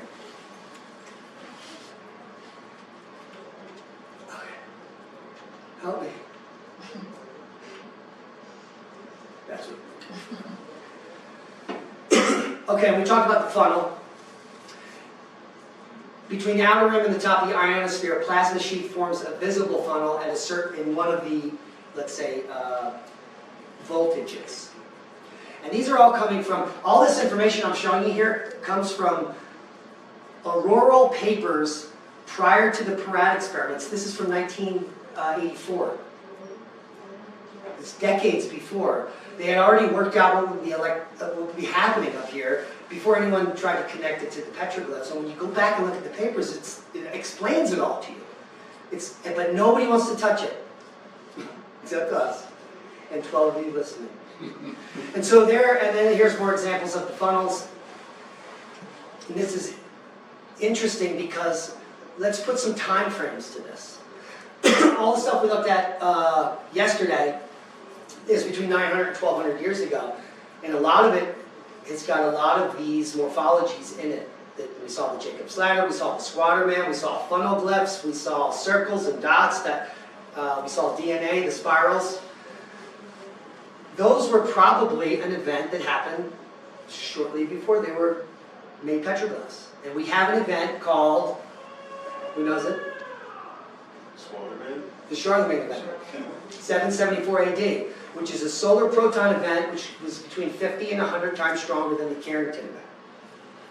And this would have happened. But guess what? We lived. We're all here. So that's a good thing. Now these are in Horseshoe Shelter. These are estimated at 6,000 years old. And 8,000 years ago there was another solar proton event. So there are multiple solar proton events that can all correlate to these different cultures seeing the same thing in the sky. Now, so if you're thousands of years removed from this and in the same area, and you've been looking at these, you're like, well, that's the Elders. and then the Charlemagne event happens, and it all happens again in the sky, then you're like, oh! And then everyone puts the petroglyphs on again. And we see evidence that these forms are from 13,500 years ago, from 6,000 years ago, from 2,000 years ago, and from 1,000 years ago. And they don't have to be one event in antiquity. They could be the event happening again and again and reminding people, we now know what that is. It's the gods in the sky. We must have been bad. Or good. Who knows? So now let's talk about the plasma spheroids. Inside the funnel you can get the synchrotron lining up like we saw. And so you would have the funnel lit and the plasmoids in the funnel lit.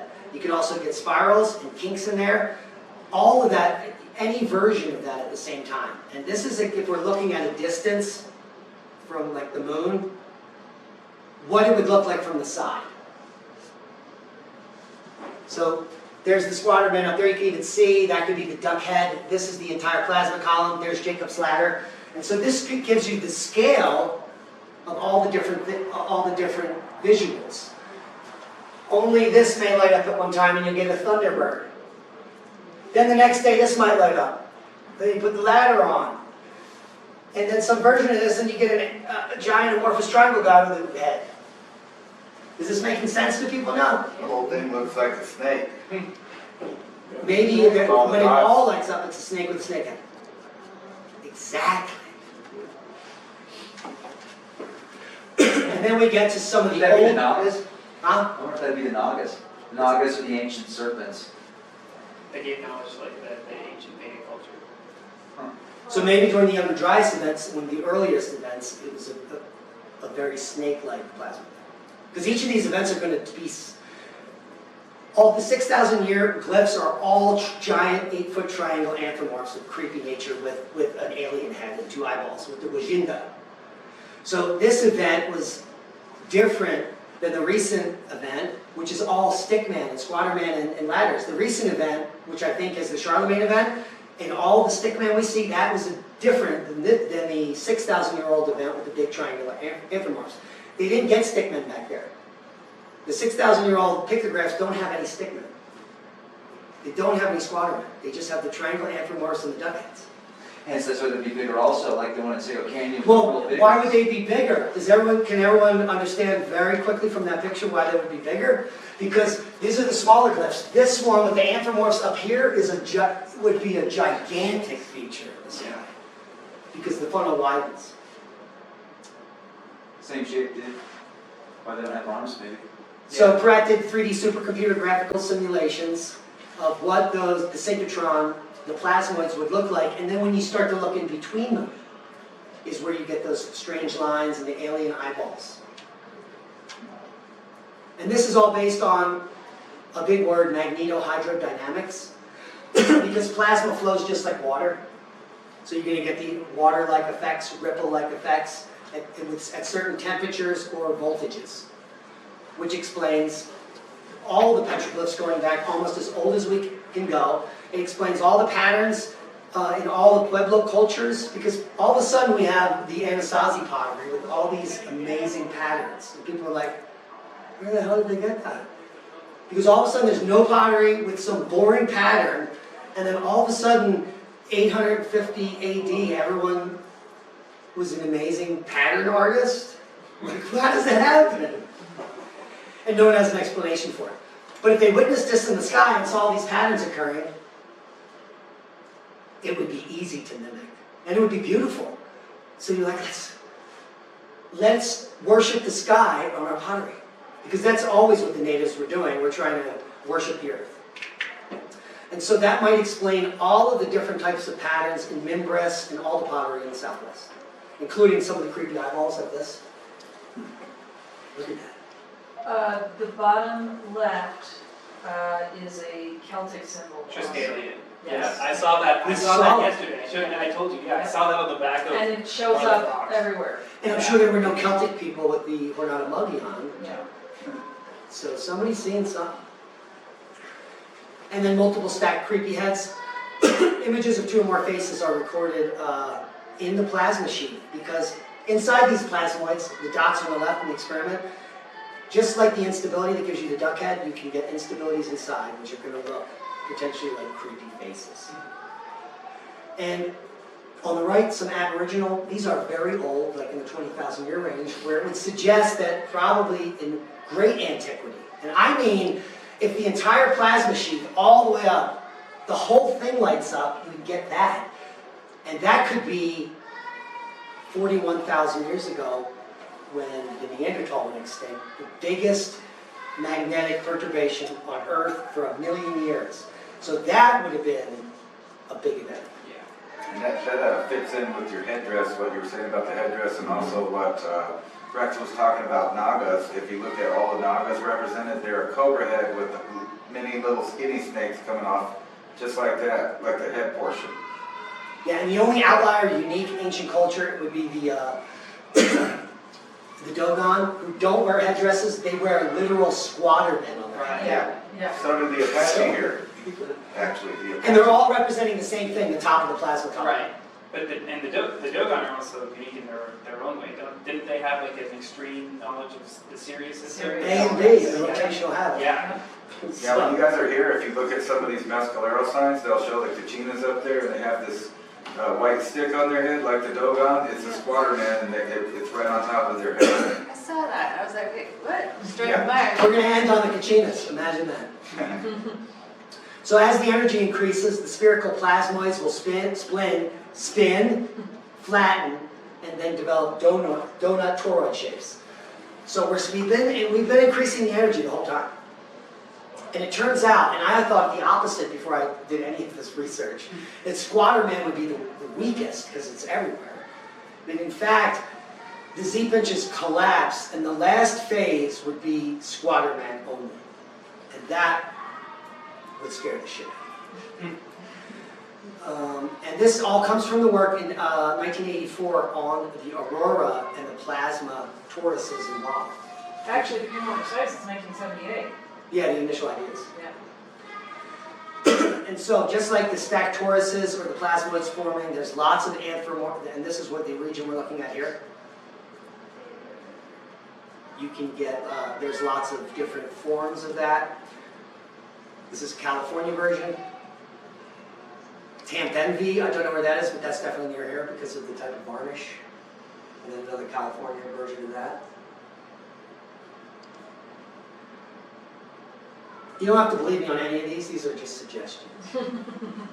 So with an increase in energy flow, the number of toruses start to merge, and they go from 9 to 7 to 5. And we've seen stacked people separated by plasmoids, all kinds of stuff like this. And then this is very indicative of what we saw, that DNA down by the giant sheep with the alien on top, these DNAs. So these could just be versions of the stacked toruses. Now what the people mean here on the sides, again, it's anyone's guess.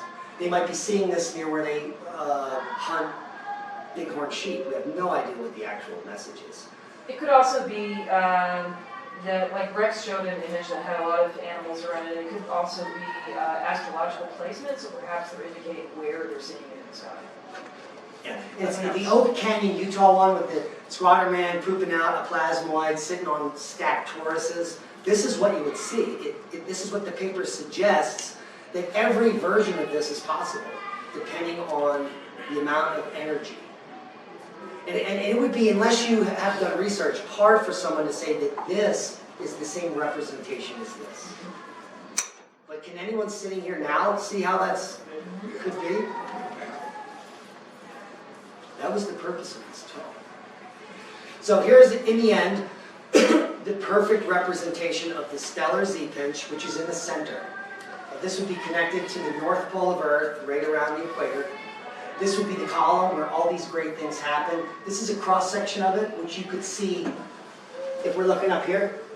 You would see those dots. You would see the concentric rings inside. And this could be visible anywhere, depending on, or what size it is, depending on anywhere that's lit up. And then you can, if this is thousands of miles all out of Earth, you can see the whole Z-pinch, what part of the squatter man the Z-pinch is. The squatter man extends the furthest reach away from the pinch. It's the whole picture. It's the big picture. So when that baby is all on, all the stupid stuff in between, this Jacob's ladders, the plasmoids, all that goes away. And all you're left with is the ultimate. So if this is all happening over a period of decades or hundreds of years or again and again and again, it's going to be a good reason why people all around the world are recording this. And then that brings me to these Kachinas.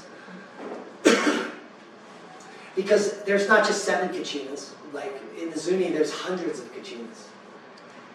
And this is different anthropomorphic personifications of that plasma column in the sky. Maybe for one event, during all the forms. But what the natives then do on top of the god is add their stuff, right? They have to add their cultural stuff. All these Kachinas are wearing either cultural sashes or cultural beadwork, which has nothing to do with the plasma column. It's just how they make it theirs. And so all this revelation to me has only happened in the last few months, and I think I've mentioned some of the Kachina idea, and even you reinforced it with your talk. That I think that the further we go with this, the more we're going to be to unravel and uncover what the meaning of their religions was and why. One of those looks like a robot. If you know, because yeah, very similar to the petroglyph we were looking at. They look kind of like a robot. You see that? They got the blockhead, right? So the blockhead would be similar to some of the columns that we checked out, and then all the feathers coming out. You got the big eyes. Yeah, the big eyes. What's interesting is this guy, which is a Hopi Kachina, was just photogrammetry pictured on the roof of a cave in Alabama. So one of the pictures is of a square-headed anthropomorph with a single horn and a sash, which is tied on the right side, which is that Kachina. And there has never been a connection between the Southwest religion and the Eastern cultures, ever.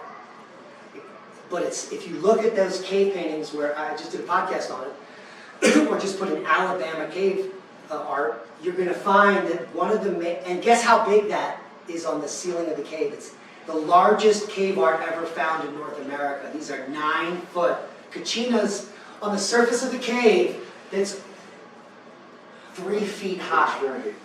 So they had to lie on their back, little natives, could have even been the moon people, to draw 8-foot tall anthropomorphs of that god that the Hopi revere. And this is in Alabama. And that looks just like the ones we're looking at, and say the big ones. The oldest one's got the same headdress and everything, identical. Maybe those were the Kachinas that we were looking at on the big ones. The robot big, those are the Kachinas. Those are the Kachinas. The first Kachinas. Wow. And so, I want to thank you all for coming.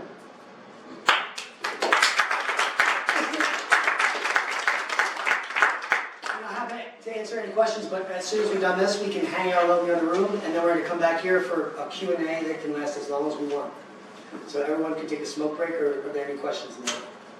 We have quantum mechanics to explain things on the micro level, we have relativity to explain things on the macro level, and it's like incredibly clunky. You have to keep switching models to explain something, and that's the beauty of electric universe theory, is the scalability of it all. That you can take the same concepts and apply it on every level, and it makes it extremely convincing.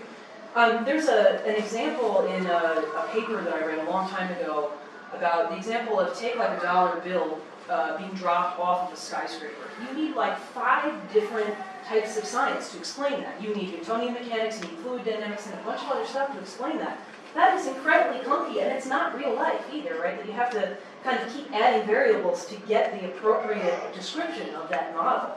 And to me, this just makes electric universe theory, it literally can explain everything. It probably will even explain the origin of gravity. Like at this point, I no longer believe that gravity is a force unto itself, that it is a function of all of these electromagnetics. It can't be. We know, and this is another thing not being revealed to you. We have no way to get to the moon, but we got there.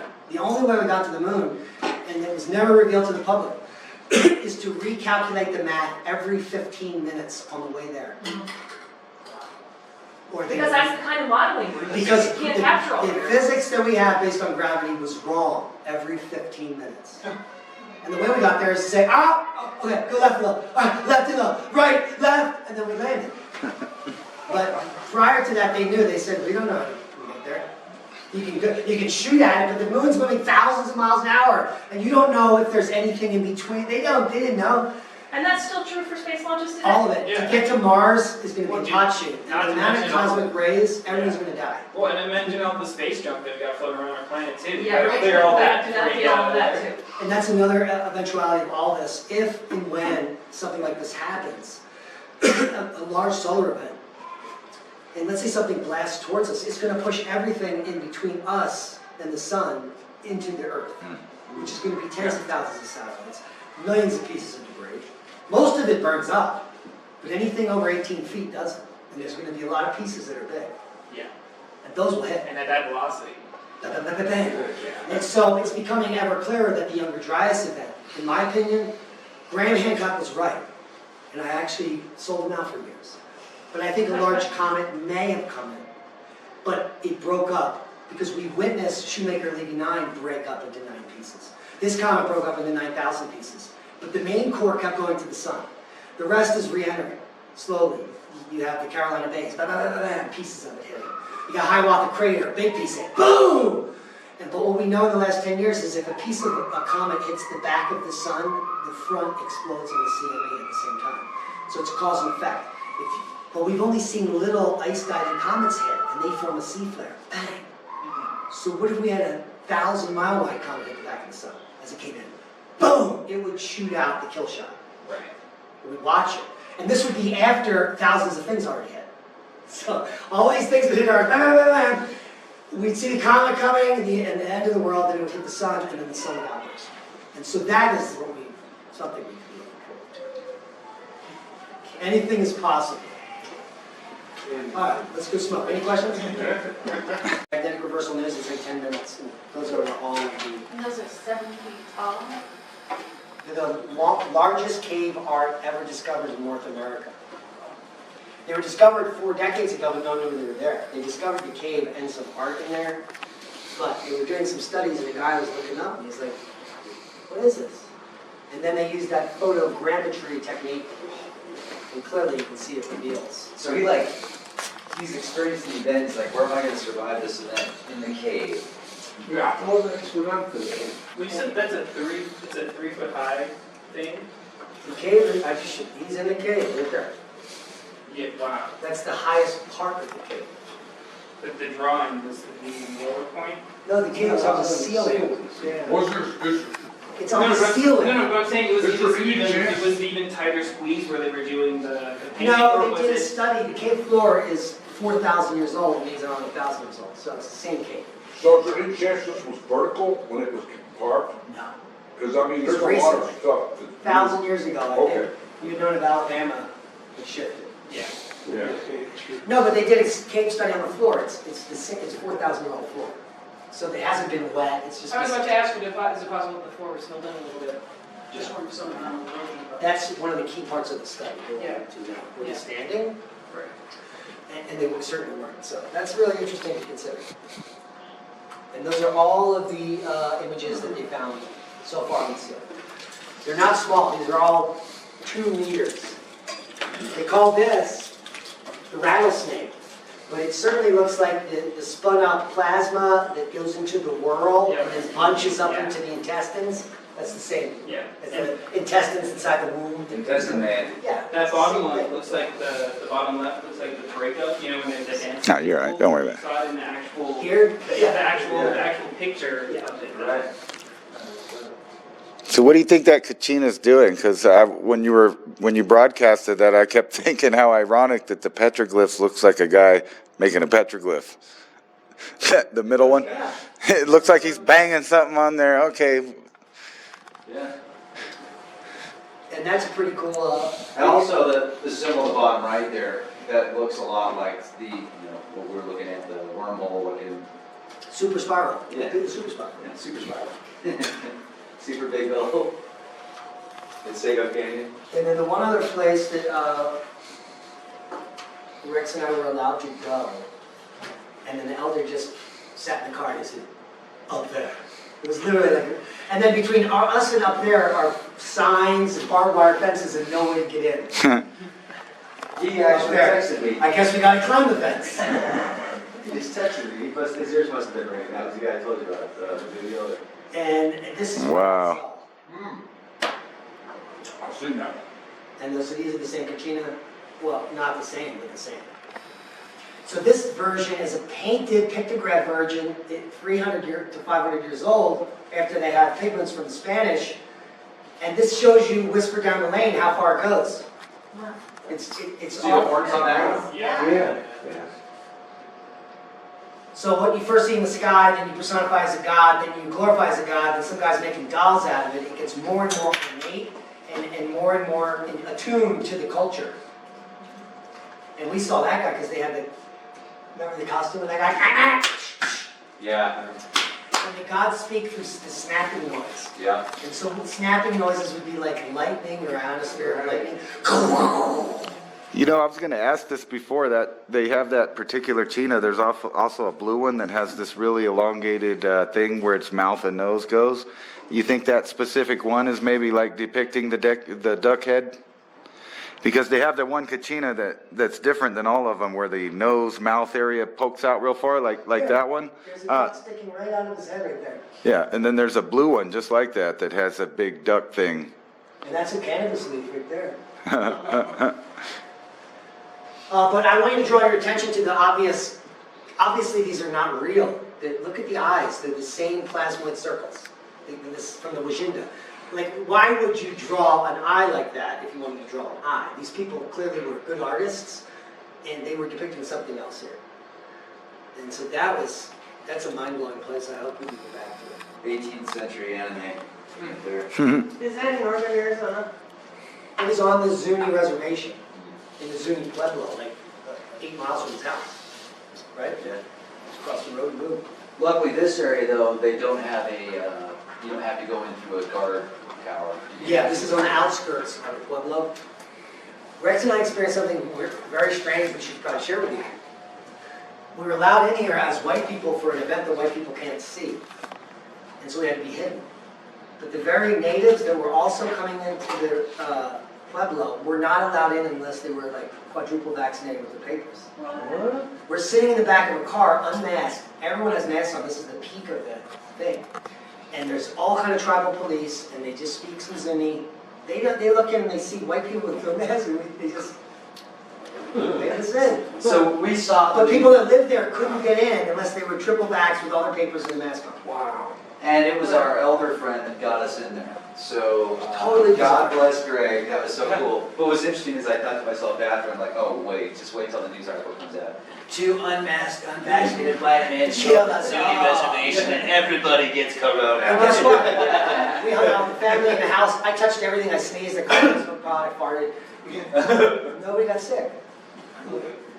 We didn't bring any blankets though. We made some great friends, and the Zuni fetishes were incredible. And we had a chance to meet Greg's brother, and they took us in, and they showed us. It was a really beautiful experience. They didn't want anything to do with us in the beginning. They were very standoffish. I gave a few people some joints. And then they tell everyone in the house, because the whole family's there, right? And that got around, and then the women were mad that I gave joints to all the dudes. And then I was like, I didn't know, and luckily I had 18 joints, I gave them to everybody. And then they were making dinner, we were at the dinner table, we were allowed, remember? Then we were like, come on in! Yeah. That's some fried bread! It's all about the gift offer. You come in, like, thank you, you know? Do they allow white women to come in? Oh yeah, they Would wouldn't they? care. Because I've always got, every time this comes Just up, nightmare. it's always like, you guys are invited, I'm not invited. And I'm like, oh, I guess it's, They didn't want a group, I wasn't Right. even supposed to go, they only wanted to sneak one white guy in, but then Right. they said, okay, I guess we can do 2 white guys. Which isn't racist, by the way, because I'm white. All right, so this is a Q&A about anything we want to talk about. I'm curious, you said when it's happened when this plasma come up, could you see this from the equator from both ends? If the full column was all the way illuminated, it's so high, yeah, absolutely. Okay. Is there any petroglyphs on the equator? Peru, Peru? Okay. northern Peru, There's tons of equatorial glyphs. But the squatter man is found in northern and southern hemisphere. Well, I knew you said that because it's in Australia and stuff like that. Yeah, if we want to get esoteric, if you haven't researched, and I told one person here, Mario Bildreps, he has a YouTube channel. He's been doing his own independent study on pole position. And I believe he has the most scientifically sound theory on what's happened over the last 500,000 years. That the crustal slip occurs, in my opinion, the big cycle is the 104,000 year cycle, and the last one occurred, the Younger Dryas event. I can pull that up here. You know what's interesting, and you know we've talked about this a lot. I wonder if the story of Shamash breaking up when it did and creating, this change in orbit, knocking Earth out of its axis, etc. If that happened, then how would that be a part of the normal cycle? That doesn't seem like a normal cycle to me. That seems like something that way outside of the norm of these catastrophic cycles that take place. So now that we're in a different location in the universe, in the solar system, orbiting a different star, are we going to be a part of a different cataclysmic cycle now? Probably. I mean, it's not that different than the story that Velikovsky told, right? The story that he told in Worlds in Collision is that Venus was a comet that ended up in our solar system, caused all of this chaos, and literally reordered our solar system. Right. So I mean, what it suggests is that there's a larger pattern in the galaxy, right, that is connected to the Birkeland currents, Yeah. So and you look, that sometimes eventually knocks something out of whack. this is 440,000 years of the highest resolution proxy data. It includes CH4, CO2, temperature proxy, O18. The way and solar insolation, which is assumed at the bottom here, which is the Milankovitch cycles, the brown on the bottom. And this is basically proves that the Thunderbolts project idea could be true or couldn't be true. And now let me tell you why. This proves that what's been happening hasn't changed in a half million years. And then my field work as a field geologist, I looked back 500 million years. So I took this scale and looked 1,000 times longer. And everywhere I went, there's the same exact signal. Doesn't matter how far back you go. So the signal probably doesn't have anything to do with Earth, the position of Earth, or anything. It's coming from somewhere else. So, and we just got to the galactic center. There's 7 plasmoids there. They just revealed the picture of the black hole in Sagittarius B. All bullshit. But whatever's happening and emanating from there is this. This is the signal of the Milky Way galaxy. We go in a different galaxy. There's different proxy data. This is the signal. This is the resonance of our galaxy. It's going wow, wow, wow, wow. And every 104,000 years, this is a major fucking event. If you're here on this line, you probably won't make it. The last one was 12,900 years ago. The Younger Dryas event here. And so, in the lead up to that, okay, so this is 100,000 years of ice age. It gets colder and warmer, and colder and warmer, colder and warmer. And these are what are considered the precessional cycles. So this would be one great year, another great year, another great year, even though they have 2 spikes, because there can only be 5 great years per 100,000 years. It's only these events that are the ones that, that last one was the largest mass extinction. It killed 60% of all megafauna on Earth, everywhere except Africa. So Africa must have been in the shadow when whatever blasted us did it. Because there's still rhinoceros, giraffe, and all kind of crazy animals that are nowhere else anymore because they're all dead. We had all those in North America. We had bigger, badder things, right? We had 9-foot cats and 12-foot bears. Giant horses before. Yeah, giant equus. Yeah, exactly. Huge, stomp the out of you. And so something happened here recently during that uptick. And so it didn't happen, it hadn't happened since 100+ years ago. That was the last Younger Dryas event. And then another 100,000 years was the last Younger Dryas event. 100,000 years before that. So that is the major event that Ben Davidson is claiming is happening now. That he thinks it happens every 12,500 years or 26,000 years. But there's no geologic evidence that a major catastrophe happens except every 110,000 years. You can all see that here, right? We're here on the right. This is present. This is the bullshit CO2 narrative, which hasn't caused a catastrophe either. So the last catastrophe is over, and then what we have now is 100,000 years of it getting cold. It's actually 86,000 years of colding until the next river dries event. Now what Mario shows is that on these flexure points, the crust may slip. So what he did was he looked at all the megalithic foundations of all the megalithic structures, like Baalbek and pyramids, and just simply pull from Google Earth the azimuthal plane of the edges. And they all line up into 3 packages. They all point to different north rotational pole positions of Earth. The oldest being Baalbek, which would be back here, almost 330,000 years ago. That was already built based on the position of the North Pole during this 100,000 year cycle. So Baalbek's base could be 500,000 years old. This is before Cro-Magnon took over, so what hominid is dominating Earth then? Probably not. They were making spears and ochre. We know Neanderthal, in that cave in Schoningen, were making spears and ochre, so there's a different hominid making giant megalithic platforms. And that may be the missing DNA. Can you just talk about that? So we now know that there's missing DNA that we don't know. Right. When you get back into the older 50,000 year hominids, we don't know what was missing DNA. Yeah, right, didn't they, It's there, we don't know what it the is. Denisovans, right, is another, We know Denisovan DNA is in there. and then there's the Homo floresiensis, which were like Many guys. people. Another, probably some giant people. Heidelbergensis was a big person, Yep. but they went extinct somewhere in here. See, now this is where the space traveler. And then we got, Well, they don't even mention the 3 This is ghost the- species in our DNA. They don't even name them. They're just ghost species. Yeah. right there. Heidelbergensis died somewhere in here, probably down in here. And these are all major events. The only way you can get that cold is if the sun shuts off. The only reason we're safe is because we've been in solar max. This warm period, the sun is maxing. It only maxes for 10,000 years every 100.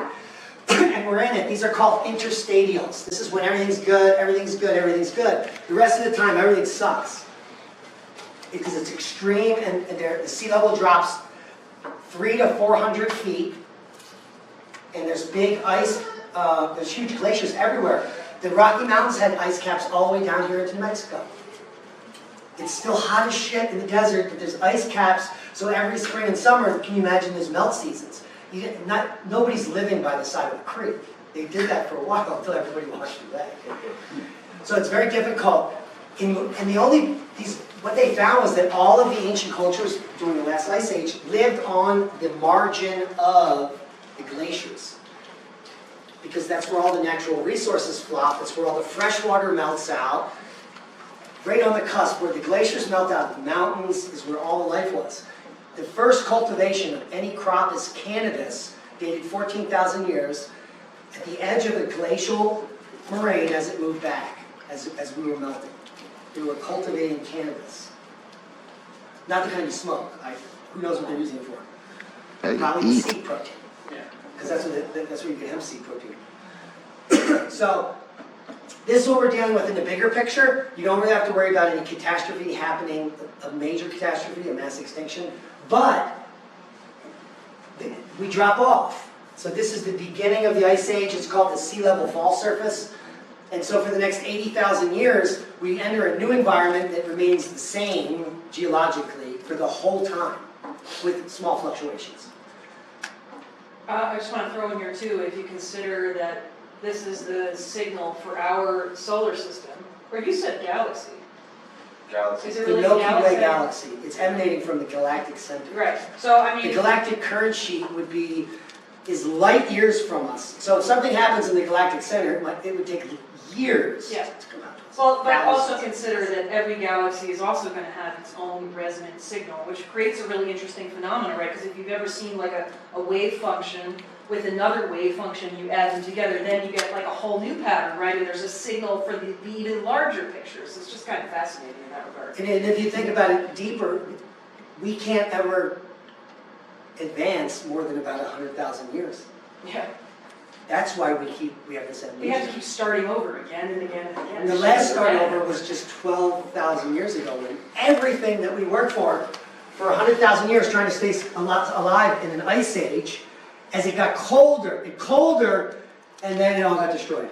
But it was warm, so we're naked, and we're like, oh, we can make it? So that's why we made it, because it gets warm, and we can be hunter-gatherers again and live in caves. And I think we get these collective amnesias. I think we go through these cycles because it's part of our learning as souls. The same way that we lion have Well, I think amnesia when also- we're reincarnated. Yeah, I think also just the sheer level of trauma that's probably associated with a catastrophic event like that, it probably adds like a season. It's kind of, you switch it off so that no one has to like go through that again. Right. If you think about the cave art at Lascaux in Europe, these are Cro-Magnon that are living at the worst part of the ice age. This is the deepest it gets, the most ice on Earth, the lowest sea level, all the land bridges are open, and it's hard to live. This is when the most enlightened art is being painted on a cave. The Lion Man carving is 40,000 years old. Yeah. So it's happening here in the bottom, where they're, and I think that somehow there's no language. Everybody's telepathic. There's no way you can have high art and all this with no language. You're not drawing pictures of animals and frescoes of constellations in caves without communicating. So some other paradigm is happening back before the reset. And who knows what that is, because almost everything was destroyed on Earth. Like, we have the remnants at Pumapunku, and we have the remnants at Ollantaytambo, and where the megalithic pieces are, but that's less than 1% of what was. Because 90% of everything is at sea level here on Earth, people. Everything was 440 feet under the ocean. That's where it is. So do you think A that place where no one can scuba dive. It's the most, you can go deeper than that easy, but this is a zone that's too turbulent for anyone to go to, too deep, impossible to study. It's perfect cover up. There's nothing there.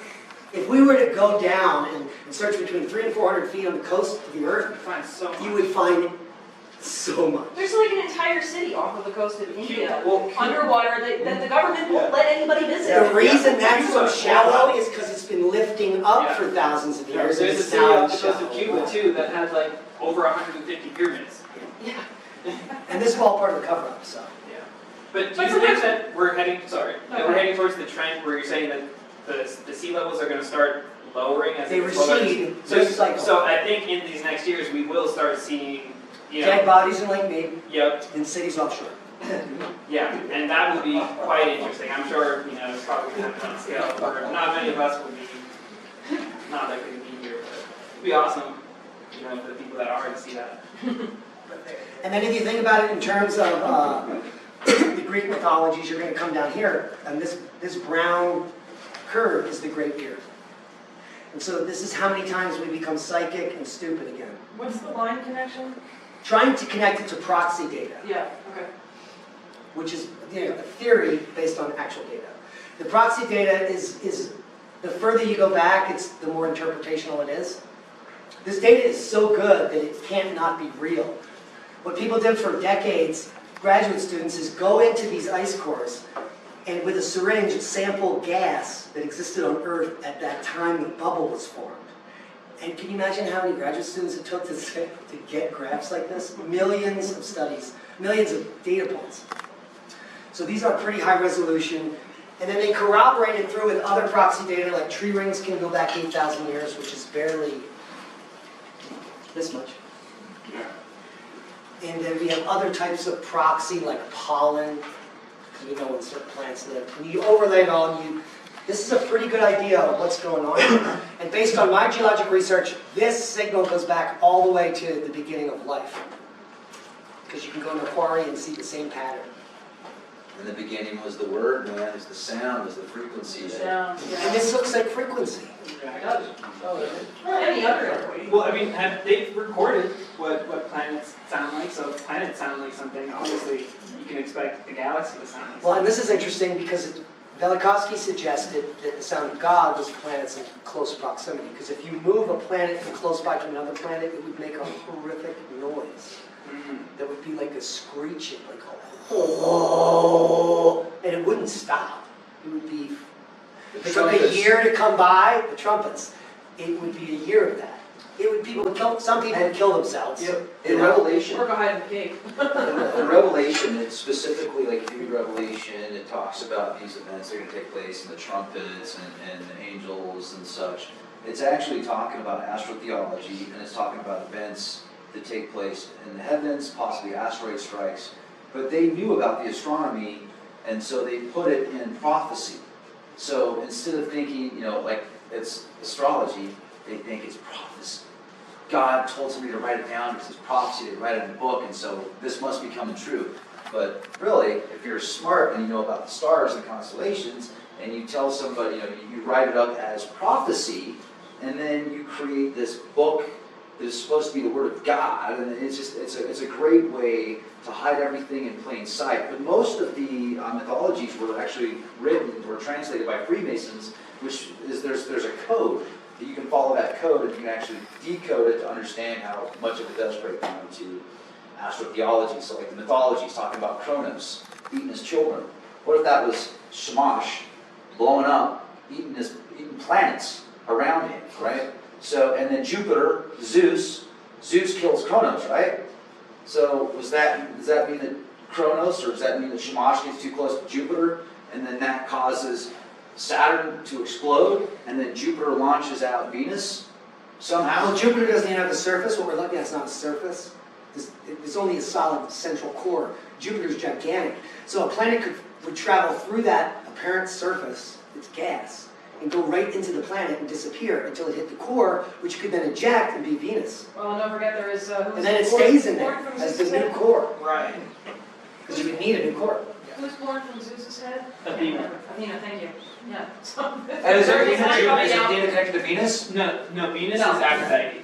Okay. But what's Athena Athena is associated with Mars. she's a Oh. war goddess, she's the wisdom goddess. Yeah, Mars. But she also was the goddess of Cereal.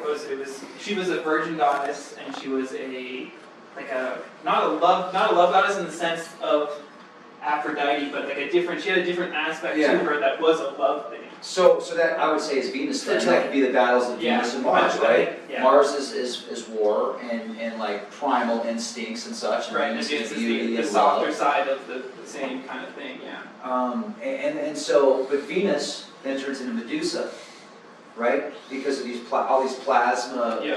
So this would be Yeah, the that's the cometary same. phase of Venus. Yeah. After it's ejected, it comes in close proximity with Earth and Mars. Mars has to be close enough to Earth because the Mayans had the Mayan god of war is Mars with a scar on his face. So they were able to, they didn't have telescopes. Well, They were able to see this planet in very close proximity come by. So this is where the reason I disagree with that. If they can build megalithic structures, they can certainly build an telescope. Just because we don't have a telescope. We would, it wouldn't break down. But it lenses would- are made it of would- quartz. Yeah, exactly. But it doesn't mean that somebody else didn't find it before us. It doesn't mean we won't find one in the future. I don't think that there's not natural ones. Like if you got a piece of yourself, a piece of granite or quartz that was big enough, you could potentially use that. But you'd have to like happenstance across. How does it logical sense? If you have the math, Yeah. if you have the math and know-how to make perfectly aligned megaliths and build civilizations around stars and constellations and show these planets, I don't buy that it's because they were so close you could etch it out on a piece of paper. They had to have some technology or capability to look at those planets and those constellations, or that knowledge had to be given to them somehow. Well, I think also you're saying that we go through the levels of being more and more psychic. So it might be easier to remote view, pop out of your body, go explore, be in connection with people that might be on that planet. There is zero connection in the modern world on architecture and optics.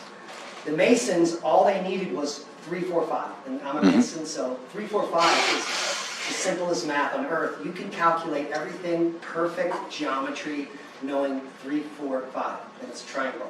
And you don't need to know anything about optics or planets to build a perfect pyramid. Nothing.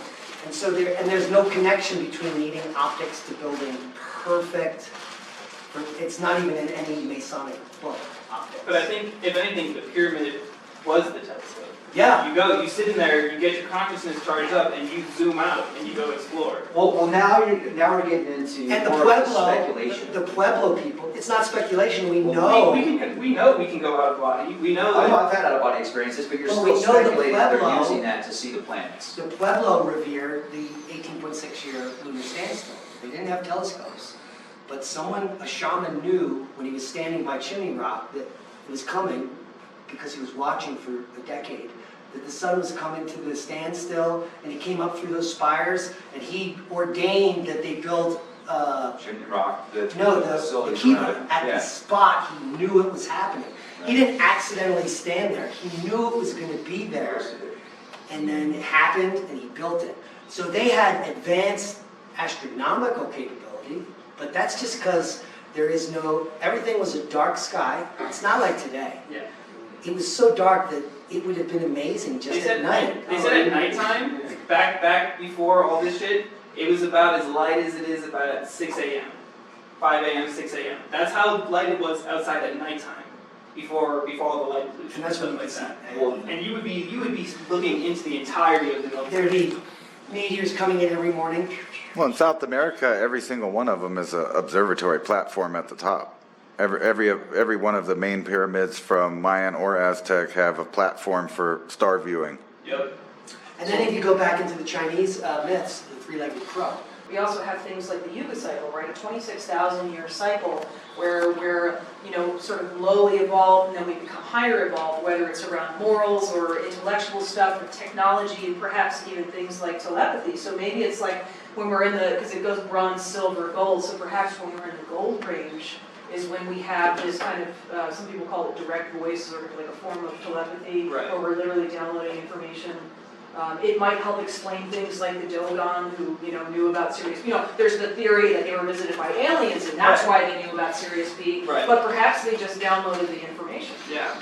Well, What's the significance? Like, why Sirius B? Why not some other? Don't know. Right, there's And I don't know why they there's- don't know. but I think when they talk about getting knowledge from the teachers that come from there, maybe it's a meeting of halfway, It's you're sending your consciousness out, they're receiving it, and then teaching them the information that when they come back into their body, they're able to apply and write down and utilize. Sure. Well, DMT aside, Or even, Rex, what I was telling you about yesterday, this other book that I'm reading about the journey of souls or whatever, and the idea that sometimes we potentially reincarnate into other life forms, other worlds. Maybe that's the reason that there's some communication there. I don't know. I mean, I'm just throwing things out there, but. well, how do you think the Sumerians knew about Uranus and Neptune, their colors and how they were tilted and things like that they shouldn't have known without a telescope either? Astroplane, I mean, they explain it also through somebody coming from outward inward. But how do they describe it? How would they know that Uranus itself is like tilted on its side gravitationally? They wouldn't know that from observation. And in just the Olmec calendar itself, like how did they have the entire procession of the equinox knowledge? But they just showed up as far as civilization goes in the Yucatan. They just showed up. They had 26,000 to 52,000 years of history from where? Right. I mean, So anytime that there's this reset or something major happens, clearly there is an influence that helps bring civilization back up. Whether or not it's just in our consciousness and our DNA, or there's actually outside influences, extraterrestrial, interdimensional, maybe extra Earth-like. I don't know, but there's something out there. And maybe that's the Achiji or the bird-headed people that I was showing you guys. Maybe that's their representation of like a spiritual deity that actually helps rebuild civilizations after these cataclysmic events take place. Well, Maybe it's remember- us. Maybe we're all part of the great oversoul. And oversoul, we all are all part of God, and we are like erecting our own learning experience. Well, and think about the tablets and stuff like that, with Thoth going out to Egypt and sending other enlightened priests from Atlantis out to go raise civilization again after this cataclysm. The higher civilization was smart. They went into a cave. 8 of them made it. They came out. They weren't dumber. They were scientists looked around and they said, oh, there ain't shit. Yeah. And then they walked around and they found a bunch of new tribes and they're like, here. Guess And you they're gotta like, here, start open. let's show you how to grow knowledge, food. protect it. I mean, Yeah. we know that like the fall of like between dynasties and other like lineages from different civilizations, the priest class generally hoarded all of the information towards the end of, that time or whatever. The king was, before they passed on to the next king or whatever, the information would be hoarded by the priest class and only left up to their interpretation when they were giving the information back to the Same thing dynasties. happening with the last Druid. The last Druid, if you watch the movie from the 70s, it's free. I put it up on Rumble. You can find that the Druids, they're teaching, they work their whole life to learn everything, all knowledge on Earth, which is how to grow, build everything, sacred geometry, everything. And the reason was because they knew this was happening. The Druids knew that this clock cycle existed, and there was going to come a day when only a few people who had to know everything were going to make it. And that is the whole idea of the Druids. And it's the same with Göbekli Tepe, Yeah, right? We had an they entire buried it. civilization literally bury this place, which is surely chock full of No, not to mention, non-symbolism was that we that- don't understand yet. That city that was completely built underground. This Turkey. huge, Yeah. this huge. Well, that's to survive this. Yeah, no, But exactly. let's what get I'm back to the astrotheology. We have Micah Dank on all the time. He's brought to light to me that the Bible, the Word of God, is astrotheological information. And because what Randall Carlson did here is he put the astrological world. This is the precession of the equinoxes. These are all of the original science. And what is the purpose of it? What is the purpose of a culture understanding a 26,000-year cycle, astrology, and then encoding it into the Word of God and crazy stories that if you look at it through this, simply mean you got to plant in August, you got to do this and then. You're like, well, that's not very telling. They're not really telling us anything. But then if you understand this clock and then the Bible, it's telling you that we need to be the last Druid because it's all going to end. It ended here, and then it ended 26,000 years here. Everything ended again 26,000 years later, and again and again. It's been happening every 26,000 years. And halfway through the 26,000-year cycle is a 13,000-year flexure point. This is the sea level fall surface. It's also called Heinrich events in geology. It happened 26,000 years ago, it happened 52,000 years ago, it happened 104,000 years ago, and now we're in this blue dot, is today. Didn't happen yet, but it's going to happen. It never doesn't happen, because the last graph I showed you is this same thing. Yeah, that's what I was just about to say, right? It's cycles So and the clock, cycles and it's the cycles. clock of the catastrophe. This is finer grained. There reminds me a little bit all of a sudden now of the. And the Noah flood is here, on the midway. There's- Well, you guys saw that the other day, right there. That's painted right on the rocks. That could be the Antioch Watch. I mean, literally, that exact same But thing is on a certainly it's glyph. every other, it's the Celtic cross, it is the four elements, it's the four symbols, it's the four winds, it's the medicine wheel. It It's could the be soul. a That's the swastika as macrocosm of well. the soul. It's the- pattern of the swastika. I think it's the swastika as well, simply because the swastika has that rotational geometry, which would suggest that it has motion, like a Exactly. clock. The oldest symbol, you can go back, I studied symbology like 13 years ago. The oldest symbol you can go back to is the fleur de lis. Yep. And that is a plasma discharge. It's almost the squatter ring. Yeah. Everyone knows what the fleur de lis is. It's the Boy Scout. Yeah. It's the oldest symbol on Earth. The first one ever made. Why would you make that? It's not something, that's weird. So you can imagine trying to explain all of this technical stuff and astrological stuff to the masses, and it wouldn't make no sense. So you tell them other stuff, like beware of the water bearer and stuff in a book. Okay, it's Aquarius, so they're telling you exactly which time you need to be paying attention to in a children's version for the masses. Well, but that's only for the people who can read, and that's the thing is, I feel like Which is why they made the Sphinx. You don't need to read to know that there are people that are doing Leo. Yeah, Come on. right. Like, let's make it Right. a woman. But that's the thing, but I think that switch going from carving these Neolithic and megalithic and monolithic structures into copying down into these codices and stuff was that switch of hiding the information from everybody and only a select Yeah. few. Well, have it that might also information. just be being hidden for the purposes of protecting it from the next catastrophe. Well, possibly. Possibly. But I look at Göbekli Tepe that way, right? Because that's the reason it still exists. I mean, we've had too many catastrophes since then for that to have survived. Well, not necessarily, but. Many people interpret the amount of languages occurring and being a lot of languages is the dumbing down of species. We're all on Earth. That's the But Tower of there's Babel. 8,000 people that all speak different. I can go somewhere and I don't know what the hell anyone's saying. That's stupidity. Yeah.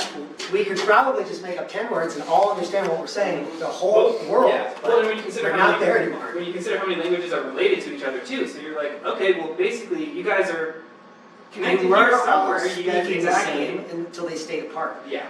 And now Republican and Democrat, it's like,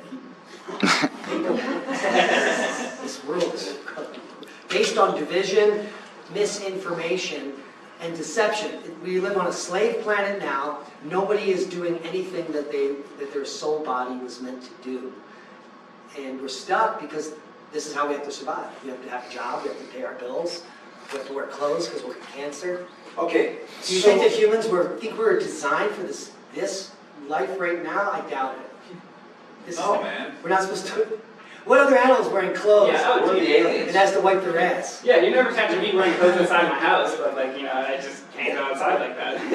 But so the zodiacs, one thing that's fascinating is if you read Epic of Gilgamesh, it describes how Gilgamesh had to fight off these lions, giant scorpions, he had to fight off the ram. Those are all zodiacs, right? And in order to reach immortality, he has to make it to Utnapishtim. Utnapishtim is connected to the age of Aquarius, which is also connected to the age of man, or human, or woe-man. It's the age of us. It's Now. the age of right now. Just started. So that makes me see the parallels of we reach this age, now we have infinite opportunities. So each time we change the zodiac wheel, we go from a different cycle, we're also changing power structures. So the old power structure, the people that are running the show, they don't want this age of Aquarius. They want to keep the age of Pisces going, or the age of Taurus. The Old Testament was written in the age of Taurus. The New Testament was, no, I'm sorry, Aries. The Old Testament was written in the age of Aries. Right. The New Testament was written in the age of Pisces. And now in the age of Aquarius, which probably means the New Testament will be written. But if you go back to the ancient Sumerian stuff, which is before the Old Testament, that was the age of Taurus, which is the age of like megaliths and build like huge buildings and huge structures. It's all connected, man. And so they just take that information and pass it on from one clock, from one zodiac to the next. So now when we get to the age of Aquarius, the power structure says, no, we're not going to have that. So what do? They create this new situation to put people in the machine, plug people in the system. Could be the precursor to Matrix, with people, pod people. Hey, And if the pole has shifted 4 times every 100,000 years, it is the Vostok data that proves that to us. And then I started getting Sumerian tablets and dabbling in Rex's insanity. The Sumerian Kings list is the prophecy data. Yeah. Go back 435,000 years or something ridiculous, right? 432. yeah. And so these are the cycles of the kings. These are the Sumerian king cycles. And I wonder, are they 100,000 year reigns? No. 110, or do they vary? They vary, but they're all very long. They all rule for a certain amount of SARs. Each SAR equals 3,600 years. If you follow the 10 kings... So each of these quarters is 3,600. That's right. So they're just describing this. Well, look, Rex, check this out. You know how you were just talking about how the age wants to keep the next age just look right there in the Bible. You kind of said it. You have Moses, Aries. He's always represented as a ram. Yep. He's mad because everyone's still worshiping the bull, Taurus. Yep. So the time was changing. That's why he was upset. The whole society was trying to keep in their age, and he was trying to show them the new age, right? Yeah. And then you get to the time of Pisces, which is the 2 fish, right? And they over and over again with the 2 fish. All of these, including Hindu, all talk about this time. You can do Mayan, 2012. It starts Aquarius. This is all this clock. I mean, in every single religion, they have this encoded into the religion. So like what I was joking about is you saw this exact iron cross right over there at 3 Rivers. It's on there and it's the cardinal directions. And if you look at the tilt. Templar, what did they know? And that's actually the symbol I'm talking about is like asterisk. It shows all of the things right there, but it also has the tilt of the earth there and the 4 seasons on how they angle across right there. It's like all encoded into this asterisk symbol. Also, this is sort of a lot like a lot of the tribal shields too, like the Yeah. a circle is divided into 4 sections. Yeah, but theirs is tilted this way. That's true. But I there can't are other tell. shields that are not. So technology, that's good, that's their new religion, that's the new scriptures. Merging man It's with merging the machine. biology with the machine. And then they think that's gonna create this like utopia, and it might for some, but imagine But then being it stuck in a keeps you- machine. Exactly. I mean, they've taken time experiments, and you can turn like 1 second into They're more years. shooting for Oh, it. they're talking about applying that for prisoners, where you can make someone Yeah. think they served like a 1,000-year sentence in an hour. Yeah. And completely drive them insane, I guess. I don't Yeah. know. Nice. Yeah. Like, you could- yeah, You it's- could there for 1,000 years, and it's been an hour. I would probably just die on the spot when I came back. Basically. Welcome. Don't accept any chips, anybody. Yeah. Chips and dips. Your copy. Anybody have any more questions or want to go on any other avenues? This is a lot to absorb, Yeah. if you haven't absorbed it. You know, I was actually thinking, so earlier when I mentioned about traversing through the Birkeland currents, like, do you think that at the point, if you had one that was like fully charged, right? They're up in the cave and they pop out a body, that they could just go in? If you said information could be transferred. Supposedly, when everyone sleeps, we're just not psychically capable now. Your astral body travels You're to supposed the to. point of origin, and then you come back into the body before you wake up. It has to do with REM sleep. So, if You this see is- from the solar plexus. yeah, and if this is a low phase of that, we have to change the cosmic environment to understand how to do that. Some people can astral travel right now. Yeah, It's right. the they can same just- technique, they don't need a wormhole. Yeah. No, I've had out-of-body experiences, and that was prior to believing this kind of stuff. Like, I had 2 the same night, and I was falling asleep, popped out of my body, scared the crap out of me. At that time, I was kind of religious, so I thought I was going to be possessed by a demon or something. So I woke myself back up, and I did it again. I started to fall asleep, popped out of my body, and everything is like it is here, but it's a little bit more shades of gray. So that's the only thing that's different. Is for me, it wasn't as colorful, but everything was real.